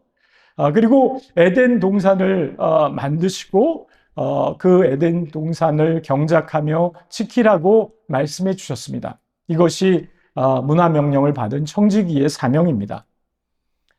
그런 인간이 타락함으로 말미암아 하나님께서는 새로운 계획을 세우시죠. 예수 그리스도를 보내시고 예수 그리스도로 말미암아 우리를 새로운 피조물로 만드시고 우리를 하나님의 자녀 삼으실 계획을 세우십니다. 그리고 예수님은 약속대로 이 땅에 오셔서 하나님의 그 주신 예수님의 사명을 예수님은 다 이루시죠. 그리고 십자가를 지시고 인간의 모든 죄를 지시고 죽으신 이후에 부활하셔서 제자들에게 지상명령을 주십니다. 그것은 모든 민족을 제자 삼으라는 것입니다.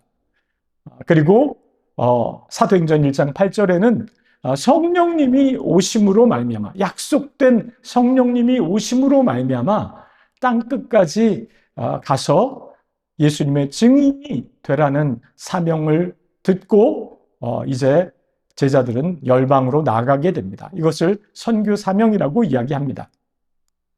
그러면요, 우리가 문화명령을 한번 살펴보면은 창조주이신 하나님께서 천지 만물을 다 창조하신 이후에 우리가 그것들을 다스리고 지키라고 말씀을 하신 거죠. 창조 안에서 창조물을 다스리고 지키는 것입니다. 생육하고 번성하며 땅을 다스리고 경작하라. 이 경작에서 문화라는 말이 나왔습니다. 그로 말미암아 이 명령을 문화명령이라고 얘기를 하는데요. 하나님의 형상으로 세상을 질서 있게 가꾸고 잠재성을 드러내면서 문화를 만들라는 부르심입니다. 예를 들면 우리가 도구를 제작하고 기술을 개발하는 것도 문화명령의 일부이죠. 우리가 언어를 사용해서 또 말을 하고 책을 만들고 또 이런 것들이 다 이제 문화명령의 일부라고 볼 수 있습니다. 우리가 예술 행위를 한다든지 우리가 살 집을 건축하고 아름답게 꾸민다든지 교통이나 통신 시스템을 통해서 우리가 원거리를 이동한다든지 이 모든 것들이 다 하나님이 우리에게 주신 문화명령 안에 있음을 우리는 압니다.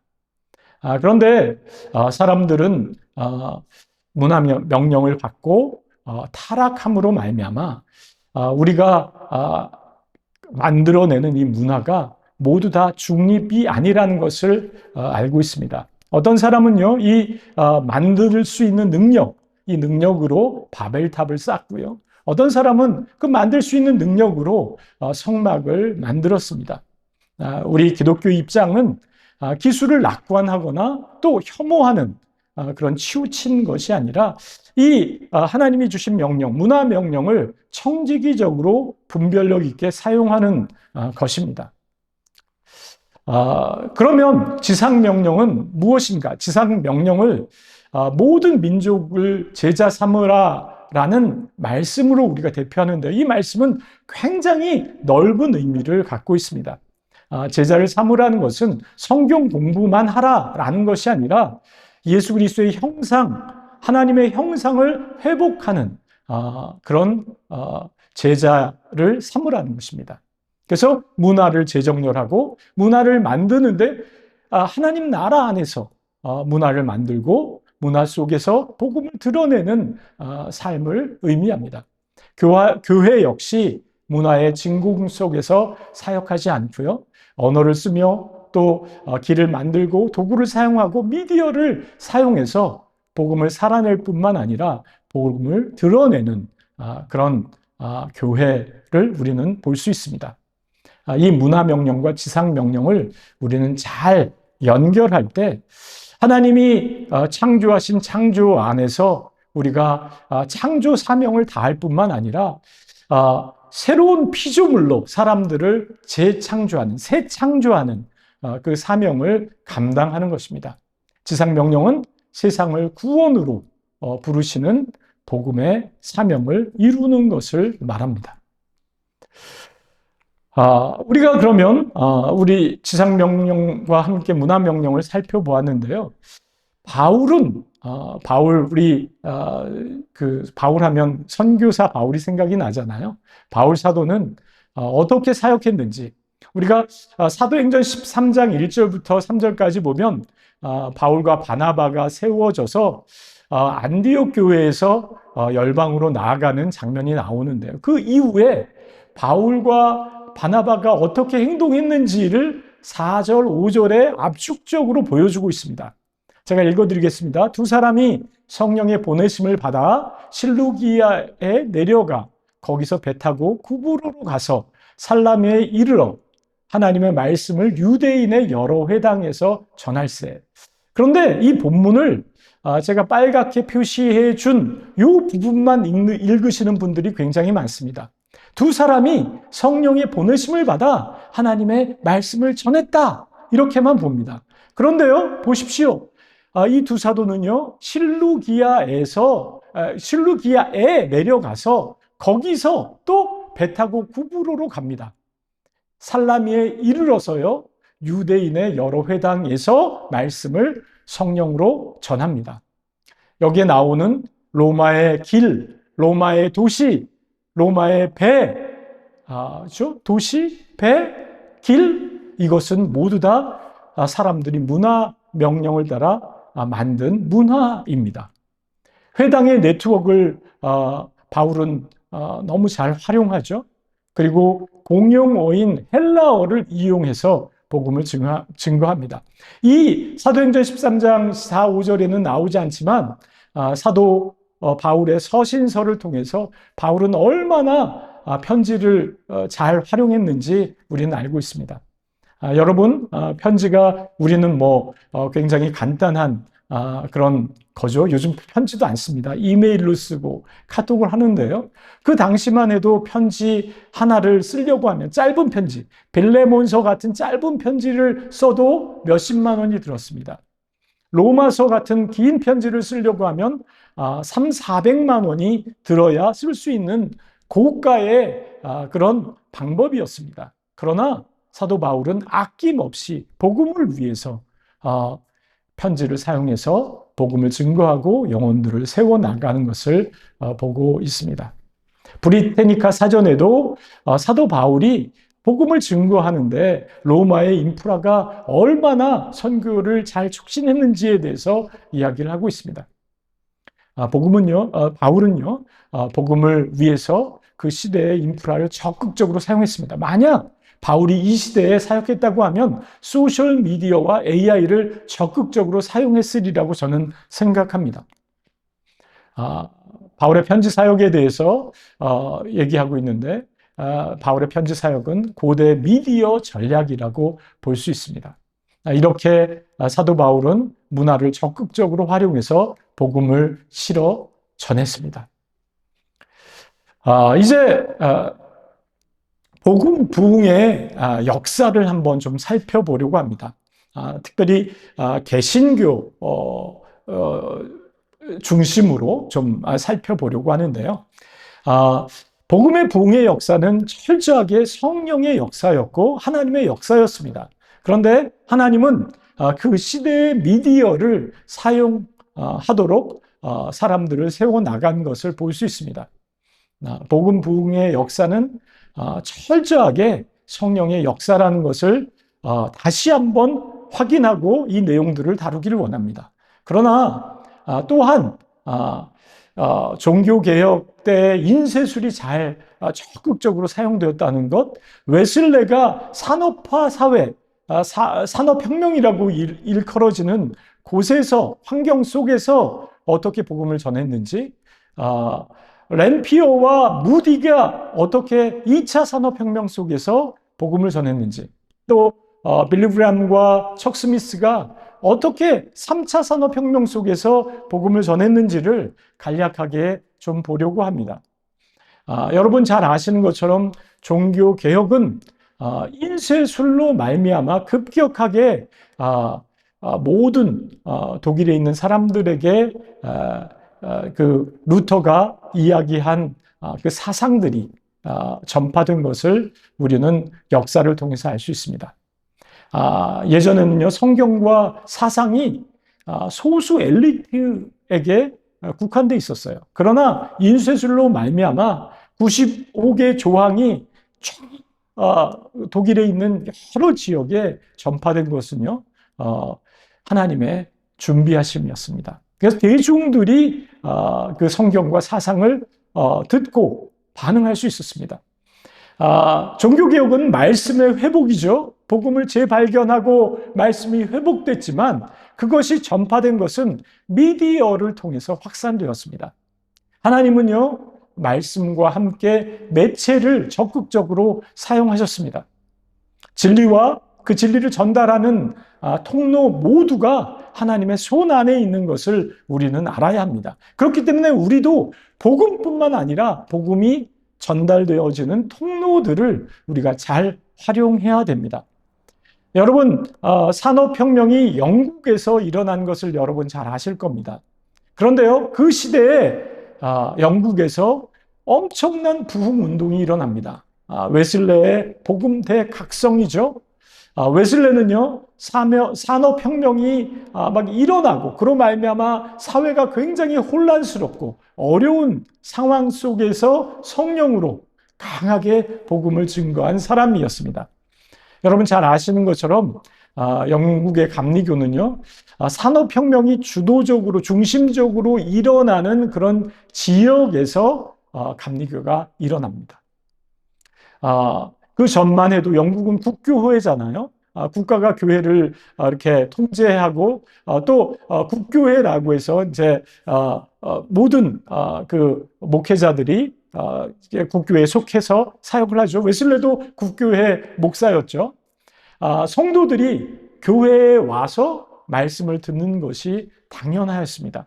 그러나 웨슬레는요, 교회가 좀 어렵고 침체되었을 때 복음을 들고 들판으로 야외로 나가서 교회 건물 밖에서 설교하고 복음을 전했습니다. 주일 예배를 교회당 밖에서 전한다는 것은 그 당시에 상상할 수 없었던 일입니다. 그러나 웨슬레는 그 일을 했습니다. 이동하면서 조직을 만들어 나갔고요. 그래서 공동체들이 끊임없이 세워져서 퍼져나갔습니다. 뿐만 아니라 평신도 리더십을 적극적으로 세워서 평신도 리더십들이 복음을 전하도록 했죠. 그로 말미암아 복음이 점점 더 넓게 전파되었습니다. 그리고 그 일을 신속하게 해나가기 위해서 속회라는 소그룹 구조를 만들었습니다. 그리고 제자 훈련을 했죠. 우리가 이 산업혁명이라는 그런 상황 속에서 웨슬레는 새로운 방법으로, 전통적인 방법이 아니라 그 전통적인 방법이 복음을 증거하는 데 별 유익이 없다고 하면 새로운 방법을 적극적으로 활용해서 그 시대를 읽고 시대 정신에 굴복하지 않는 복음 증거자로서 사역을 했습니다. 무대를 좀 옮겨서요. 지금은 이제 미국의 동부 지역입니다. 뉴욕이죠. 여러분 잘 아시는 것처럼 2차 산업혁명은 전기혁명이라고 하는데요. 뉴욕에서 시작됩니다. 그런데 그 전에 예레미야 램피어라는 평신도가 뉴욕에서 굉장히 사실 어려운 직장인이었습니다. 산업이 급격하게 바뀌어 나가니까 어떻게 됩니까? 생활 환경도 바뀌어 나가고 어려운 직장인들이 많았습니다. 1857년 뉴욕의 풀턴가에서 이 램피어가 기도를 해야 되겠다. 그런 마음으로 기도를 하겠다라는 이제 찌라시죠. 우리 찌라시를 붙였는데, 공고를 붙였는데 한 6명 정도 모였습니다. 그래서 6명 정도가 모여서 기도를 하기 시작했는데요. 그것도 평일날 점심시간에 모여서 기도한 것입니다. 그런데 그 기도가 전 미국을 휩쓸고 캐나다까지 번져갈 줄은 어떻게 누가 알았겠습니까? 보고에 의하면 58년도에는요, 뉴욕의 20개의 교회가 이 사역에 동참했고요. YMCA에 약 10,000명 정도가 기도했다고 보고하고 있습니다. 도시 전역으로 점심 시간이요, 기도 시간으로 바뀌었습니다. 그래서 점심에 식당이 문을 닫는 일까지 일어났고요. 그러고 말미암아 미국의 교회가 다시 일어나는 그런 역사를 써내려갔습니다. 여기에서 영향받은 한 사람이 바로 무디입니다. 무디가 여기서 영향을 받아서요, 도시의 대중 전도를 하기 시작했습니다. 조직적으로 또 청년들 또 빈민들 대상으로 복음을 증거했습니다. 시카고죠. 이런 도시, 왜 도시일까요? 그 당시는 도시가 점점 대형화되고 있었습니다. 2차 산업혁명으로 말미암아 도시가 대형화되니까 도시에서 하나님의 역사가 일어나는데 도시인들 수준으로 도시인들에 맞게 성령의 역사가 일어나는 것입니다. 그러면 다음으로 우리가 볼 사람들은 빌리 그레함과 척 스미스입니다.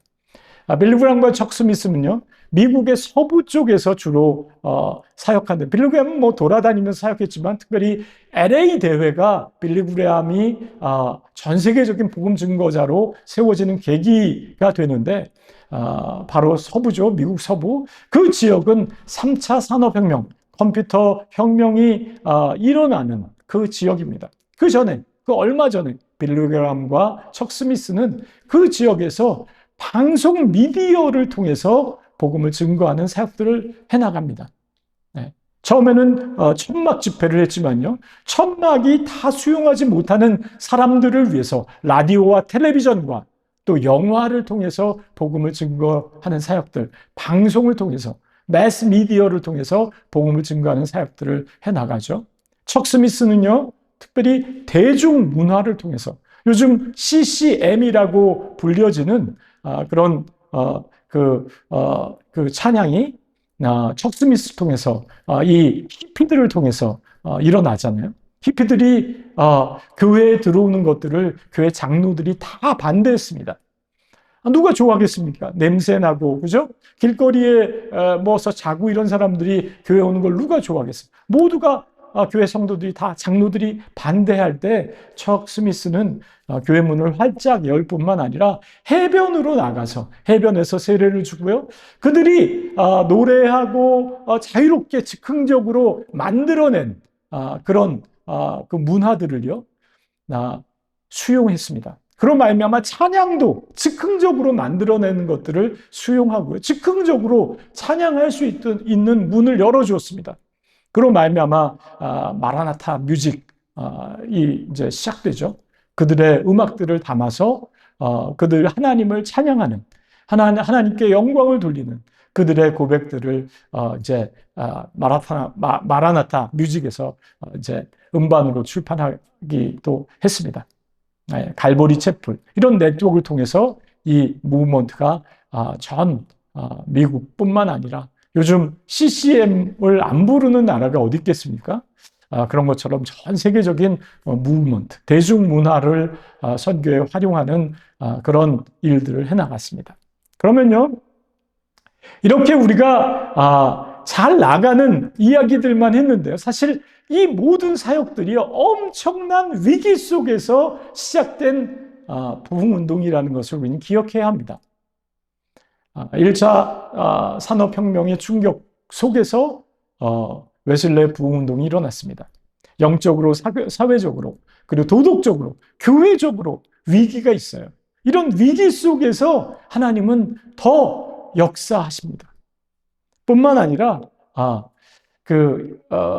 무디와 램피어의 그런 부흥운동도요, 2차 산업혁명이라는 변화뿐만 아니라 그 전후에 남북 전쟁이 있었거든요. 램피어의 기도운동은 남북 전이고요. 무디의 도시 그 전도 운동은 남북 전쟁 이후입니다. 굉장히 경제적으로, 도시적으로, 정치적으로, 영적으로 굉장한 위기가 있었죠. 뿐만 아니라 무디는요, 교회가 다 불타는, 시카고가 대화재가 일어나잖아요. 무디 교회도 다 불탔습니다. 그런 위기 속에서 부흥은 꺼지지 않고 계속되었습니다. 마찬가지로 빌리 그레함과 척 스미스의 부흥 운동도 핵전쟁의 2차 세계대전 이후에 굉장한 냉전 속에서, 핵전쟁의 공포 속에서 일어난 부흥 운동인 것을 우리는 압니다. 히피와 마약, 세대 간의 단절, 성혁명, 제도, 교회를 불신하는 것, 이런 다양한 문제들, 어려움, 이런 속에서 부흥이 일어난 것을 우린 기억해야 합니다. 그러므로 이 시대에 우리가 직면한 그런 어려움, 그 어려움은 하나님께서 새로운 기회를 주시고 새로운 부흥의 역사를 일으키시는 그런 준비 단계인지 우리는 모릅니다. 우린 기대함으로 이 시대를 맞이하기를 원합니다. 좀 전에 말씀드린 것처럼 우리가 한눈으로 보면요, 이런 부흥 운동들이 몇백 년 동안 이어졌던 부흥 운동들이 시대의 위기 속에서 새롭게 하나님께서 새로운 역사를 써내려 간 것임을 우리는 보았습니다. 그렇다고 하면 이 시대 4차 산업혁명 시대라는 이 시대, 그리고 AI 시대라는 이 시대, 급격한 변화 속에서 한국 교회의 위기를 우리는 어떻게 볼 것인가? 그리고 이것이 교회의 위기이기만 할 것인가? 새로운 하나님의 역사를 일으키는 기회는 아닌가? 우리가 생각해 보아야 합니다. 지금 한국교회의 위기는 예배 참석률이 떨어졌다라는 단순한 그런 위기가 아닙니다.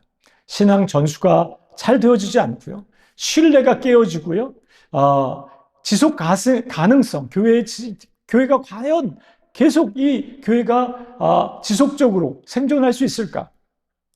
이런 가능성을 제기하며 공동체 성도 붕괴되는 그런 위기입니다. 이런 위기 속에서 우리는 단순히 더 많은 헌신이 필요하다라는 차원을 넘어서 정확한 진단과 믿음으로 반응해야 할 줄 압니다.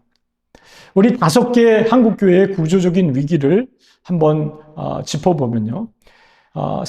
다음 세대의 실종과 인구 절벽. 여러분 잘 아시는 것처럼 우리 0.8명입니다. 다음 세대가 0.8명이 태어나요. 그죠?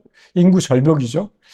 우리나라가 우리 한민족이 가장 빨리 사라질 민족이라는 얘기도 있습니다. 사회적인 신뢰가 붕괴되고 교회에 대한 신뢰의 붕괴죠. 탈교회화가 진행되고 있습니다. 소형 교회는 생존의 위기를 경험하면서 대형교회와 양극화 현상이 일어납니다. 중형 교회 이상은요, 헌금이 증가했다고 얘기하는데요. 소형 교회는 40% 이상이 헌금이 감소했다고 이야기하고 있습니다. 뿐만 아니라 목회자와 사모들의 소진과 고립을 우리는 알고 있습니다. 뿐만 아니라 정치화와 공동체 양극화가 일어나고 있습니다. 이런 위기들은 하나하나가 별도의 문제가 아니라 얽혀있는 복합적인 위기입니다. 우리가 통계를 볼 때요, 저는 이 세미나를 준비하면서 조사하면서 좀 충격을 받은 자료들을 여러분들과 함께 공유하길 원합니다. 지금 이제 한국 기독교인 비율이 17%다, 또 20대 기독교인 비율은 9%다, 6년 전에 비해서는 절반 수준이다. 이런 건 다 좀 그래도 받아들일 수 있는데요. 지금 가나안 성도 비율이요, 2024년 통계입니다. 청년층이 44%입니다. 한 반 정도가 자기는 기독교인인데 교회는 출석하지 않는다고 얘기를 하고 있습니다. 놀랍지 않습니까? 이 통계를 우리는 어떻게 해석해야 할까요? 왜 젊은이들은 교회에 나오지 않을까요? 교인들의 감소 전망도 32%를 얘기하고 있습니다. 예상 감소율이죠. 이런 상황 속에서 우리는 어떻게 목회를 할 수 있을까요? 뿐만 아니라 현대 목회의 다층적인 도전을 우리가 한번 좀 생각해 봐야 되는데요. 신학적인 도전이 있습니다. 세속주의가 확산되고요. 나 중심의 세계관이 확대되고 있죠. 조직적인 도전이 있습니다. 교회 구조가 경직화되고 리더십이 부족하고요. 세대 간의 소통이 단절되고 있습니다. 기술적인 도전도 있습니다. 데이터의 격차가 있고 프라이버시 문제라든지 AI 모델이 이제 편향된 정보를 줌으로 말미암아 어려움을 줄 수도 있죠. 인구 통계적인 도전, 좀 전에 슬라이드를 통해서 본 것처럼 도시화와 다문화와 AI 시대의 세대 격차까지 함께 우리는 생각해 봐야 됩니다. 이런 도전들을 우리 목회자들은 어떻게 지혜롭게 잘 감당해 나갈 수 있을까요? 뿐만 아니라 디지털 문화 변화로 말미암아 세대 간의 격차는 더 벌어지고 있습니다. 예를 들면 중장년 세대는 예배를 전통적으로 드리기를 원합니다. 오프라인 예배를 선호하죠. 한 교회에 평생 출석하는 걸 당연하게 생각합니다. 그러나 청년 세대는 그렇지 않습니다. 영상으로, 소셜 미디어로 소비를 하죠. 그리고 비대면 신앙생활을 인터넷을 통해서 예배 드리는 것에 대해서 긍정적입니다. 마음이 열려 있습니다. 그것이 더 낫지 않아? 초연결 시대 다양한 교회를 경험하며 살고 있습니다. 이런 차이들을 우리는 교회 리더십으로 어떻게 극복하면서 나갈 수 있을까요? 사회학적, 미래학적 전망을 볼 때요, 이 전망은 우리를 좀 행복하게 하지 않고 두려움 가운데 이 시대를 우리는 어떻게 맞이해야 할지 좀 염려하는 눈으로 보게 됩니다. 지금 2020년에서 앞으로 20년에서 30년 장기적으로 보면요, 더 개인화 될 거고요. AI는 로봇이 되어서 거리들을 활보할 것이고요. 사람인지 AI인지 로봇인지 구분이 안 되는 그런 시대가 다가올 겁니다. AI와 VR을 통해서 가상세계에서 예배드리는 것이 더 활성화될 것입니다. 이런 시대를 우리는 내다보아야 합니다. 이런 시대에 우리는 어떻게 목회를 할 것인지.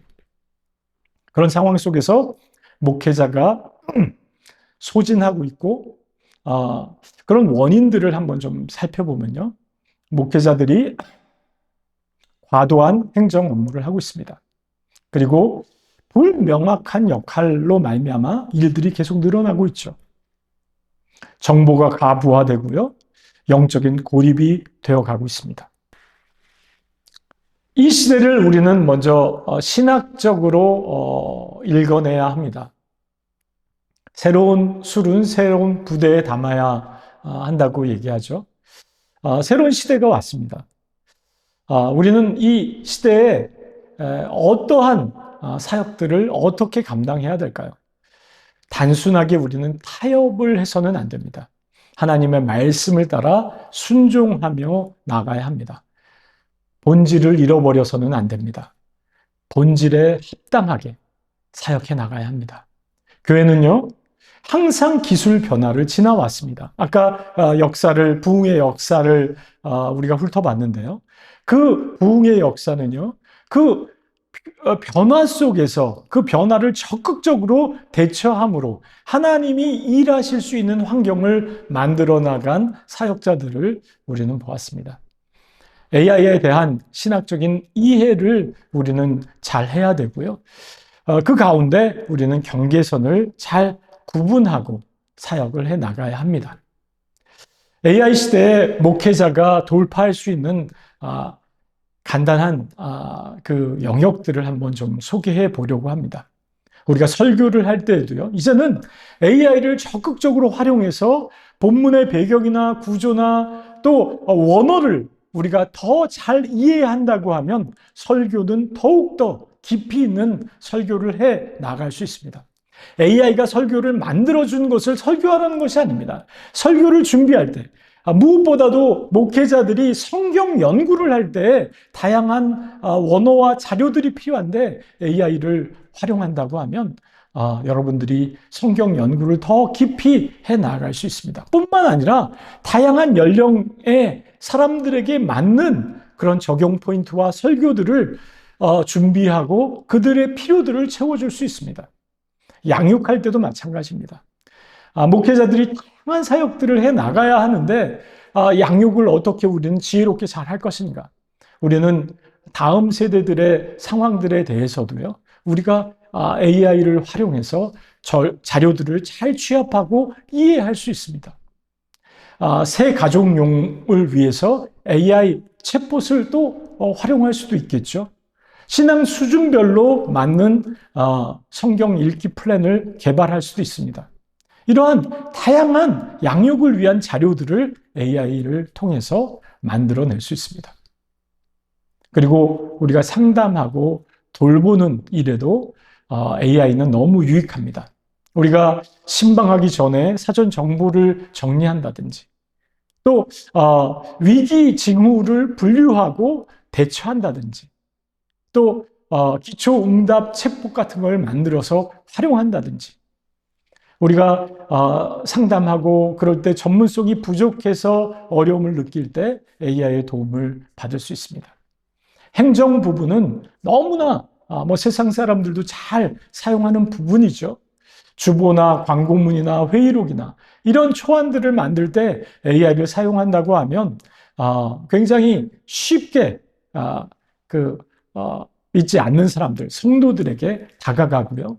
회의도 잘 정리해 나갈 수 있습니다. 행사 안내문과 문자를 작성한다든지, 봉사자를 배치한다든지, 일정 관리를 한다든지, 이런 부분에도 AI를 잘 사용할 수 있습니다. 선교와 전도하는 부분, 특별히 여러분 잘 아시는 것처럼 AI는요, LLM부터 시작했는데 라지 랭귀지 모델입니다. 다국어를 굉장히 잘합니다. 다국어 번역하는, 요즘 다른 민족들이 한국에 많이 들어와서 일하고 있죠. 그런 민족들에게 한국에서 복음을 전하고 제자를 삼을 수 있습니다. 언어적인 한계들을 우리는 극복할 수 있습니다. 저는요, 지금도 시리아에 있는 교회 청년들을 지금 1년 동안 양육해 오고 있는데요. 저는 시리아 아랍어를 한마디도 할 줄 모릅니다. 한국어로 제가 얘기하면요, 그들은 시리아어로 듣고요. 시리아어로 질문하면요, 저는 한국어로 듣습니다. 번역에 미스가 날까봐 3단계로 하는데요. 파워포인트를 아랍어로 바꾸고요. 제가 한국말을 하면 아랍어 자막이 나올 수 있도록 하고요. 그리고 제가 한국말을 하면 또 순차 통역을 하게 합니다. 그래서 세 개의 그런 채널을 통해서 오해가 쌓이지 않도록 그렇게 소통하고 양육을 합니다. 다른 문화권의 사람들에게 복음을 전할 때 우리가 문화를 잘 이해하지 못하는 부분이 있을 때 AI의 도움을 받을 수 있습니다. 온라인으로 전도문을 만들고요. 영상을 생성하고 자막을 만들어 나갈 수 있죠. 난민, 이주민, 유학생 이들에게 복음을 증거할 수 있습니다. 우리는 한국에서도 주변에 와 있는 많은 외국인들, 미전도 종족들에게 복음을 전하고 선교할 수 있습니다. 또 공동체가 회복되는 데에도 AI를 우리는 적극적으로 사용할 수 있습니다. 성도들의 관심사 기반으로 소그룹을 매칭해 나갈 수 있죠. 그리고 예배 이후의 반응을 요약하고 사역에 참여하는 패턴을 분석하고 공동체 정체의 흐름을 파악할 수 있습니다. 이렇게 다양하게 AI를 활용해서 목회에 도움을 받을 수 있습니다. 그리고 목회자는 이렇게 도움을 받고 세이브한 시간을 활용해서 더 기도하고 더 영적으로 도움이 되는 그런 사역들을 해 나갈 수 있습니다. 새 시대에는 새 부대가 필요합니다. 한국교회의 위기는요, 단순한 교인 감소가 아닌 것을 우리는 압니다.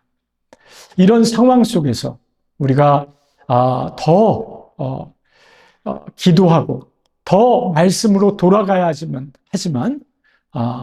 동시에 우리가 AI를 활용해서 우리가 할 수 없었던 일들을 해 나가야 합니다. 이를 통해서 우리가 신뢰가 회복되어지고 또 목회자들을 돌보고 작은 공동체가 세워지며 또 다음 세대를 향해서 투자하는 이런 선순환이 일어나기를 기대합니다.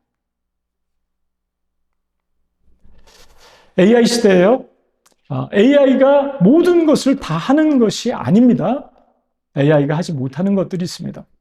그러나 우리가 AI가 할 수 있는 것과 AI가 할 수 없는 것을 잘 분별해서 AI가 할 수 있는 것을 함으로 말미암아 우리가 AI가 할 수 없는 것을 해나가는 우리 모두가 되기를 원합니다. AI가 성령을 대신할 수도 없고요. 말씀의 권위를 대신할 수도 없습니다. 목회자를 대신할 수도 없고요. 제자 훈련을 그냥 AI가 알아서 자동적으로 해주도록 할 수 없습니다. 그러나 성령이 역사하시는 역사를 위해서 우리가 성경 연구를 하는데 AI를 활용할 수 있고요. 그리고 말씀의 권위를 세워나가는 그 사역을 하기 위해서 말씀을 더 집중할 수 있도록 우리가 시간을 AI를 통해서 세이브를 할 수 있고요. 그리고 우리가 AI를 목회자들이 잘만 사용한다고 하면 목회자들이 더욱더 그 전에 생각하지 못했던 그런 일들을 목회자들이 생각하고 기도하고 돌파해 나갈 수 있습니다. 그리고 제자 훈련에도 새로운 방법들을 활용해서 제자 훈련들을 해 나갈 수 있습니다. AI가 도울 수 있는 많은 부분들을 적어 놨습니다. 여러분, AI를 두려움 없이 적극적으로 사용함으로 말미암아 여러분의 사역 가운데 새로운 길들이 열리기를 원합니다. 우리는 AI를 지금 많이 쓰자고 얘기하는 것이 아닙니다. 우리는요, 복음적인 사명을 제대로 감당하기 위해서 이 시대에 맞는 방법들을 만들어 나가자는 것입니다. 그럼 말미암아 우리가 그리스도의 군사로 살아가기를 원합니다.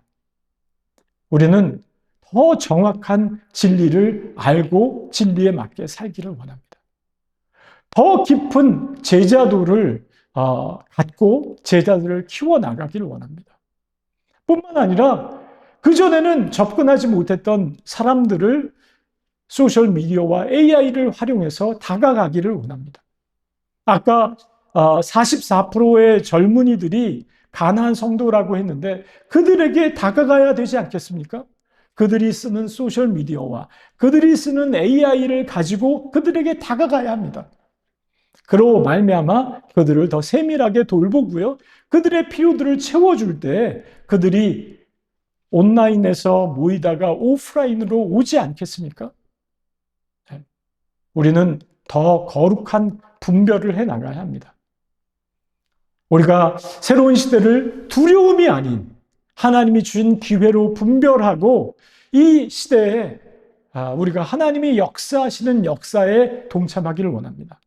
단순히 AI를 호기심으로 사용하는 것이 아니라 우리에게 맡겨주신 AI를 청지기로서 충성된 청지기답게 사용하자는 것입니다. AI로 효율을 높이자는 것이 아니라 AI로 사명을 더 온전히 감당하자는 것입니다. 새 시대, AI 시대, 새로운 부대를 하나님은 기다리십니다. 그리스도의 군사된 여러분, 일어나십시오. 여러분이 바로 새 시대의 새 부대입니다. 우리가 이 새 시대의 새 부대에 베드로전서 4장 7절부터 10절까지 말씀처럼 선한 청지기 같이 서로 봉사하라라고 했는데 이 선한 청지기를 영어로 읽어보면요. 충성스러운 청지기라고 이야기하고 있습니다. faithful. 충성스러운 청지기처럼 이 말세와 같은 이 시대에 충성스러운 청지기와 같은 그런 사람으로 봉사하는 여러분이 되기를 원합니다. 우리가 이 시대를요, 하나님의 관점으로 읽기를 원합니다. 우리가 확실히 아는 건요, 선교는 하나님의 선교입니다. 교회는 하나님의 교회입니다. 이 AI 시대에 하나님은요, 교회와 열방을 친히 통치하시고요, 온 열방에 하나님의 복음을 증거하기를 원하십니다. 위기의 시대에 하나님은요, 남은 자를 통해서 참 부흥을 일으키십니다. 우리가 예수님의 기도처럼 하나가 될 때, 교회가 하나 될 때, 서로 섬길 때, 내 교회가 아니라 우리의 교회로 하나 섬길 때, 세상은 하나님의 나라의 실제를 볼 것입니다. 믿음의 공동체에 성령이 임하실 때 AI는 세계의 선교를 섬기는 통로가 될 것입니다. 말씀과 성령과 이 시대를 통찰함으로 말미암아 그리스도의 군사의 한 명 한 명으로 일어나는 여러분이 되기를 소망합니다. 우리 함께 기도하며 나가도록 하겠습니다. 살아계신 하나님 아버지, 이 시대를 이끌어 가시는 분은 하나님이심을 고백합니다. 급격한 변화, 이 변화 속에 저희가 무엇을 봐야 될지 저희 눈을 열어주시고 저희 마음을 열어주셔서 이 변화가 하나님이 주관하시는 변화요. 이 변화를 통해서 하나님이 행하실 놀라운 일을 보게 하여 주옵소서. 역사상 많은 변화 속에서 하나님께서 새로운 일을 행하신 것처럼 이 시대 가운데, 한국 교회 가운데, 한국 사회 가운데 하나님께서 사막에 길을 내고 광야에 샘을 내는 하나님의 그 역사를 보기를 원합니다. 주님, 저희를 붙들어 주옵소서. 새 시대, 새 부대 그리스도의 군사로 일어나는 우리 모두가 되게 하여 주옵소서. 주님 함께해 주심을 감사하며 주님을 기대하며 살아계신 예수 그리스도의 이름으로 기도합니다. 아멘.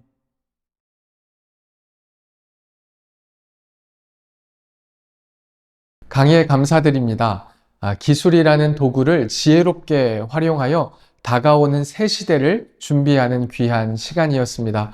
오늘 강의를 통해 변화에 대한 안목과 새로운 기술을 접목하여 풍성한 목회와 교회 되시길 바랍니다. 새 시대 새 부대 그리스도의 군사여 일어나라 라는 주제로 8주간 진행되는 횃불에는 매주 월요일 오전 9시 30분에 시작합니다. 이 현장 모임에 대해 궁금하신 분들은 지역 횃불의 총무님께 문의하시면 자세한 안내를 받으실 수 있습니다. 오늘 강의를 놓치셨거나 다시 보시고 싶은 분들은 유튜브 횃불재단 TV 채널에서 다시 시청하실 수 있는데요. 이 횃불재단 TV 유튜브 채널을 구독해 주시면 매주 업데이트되는 귀한 강의 영상과 횃불의 소식을 가장 먼저 받아보실 수 있습니다.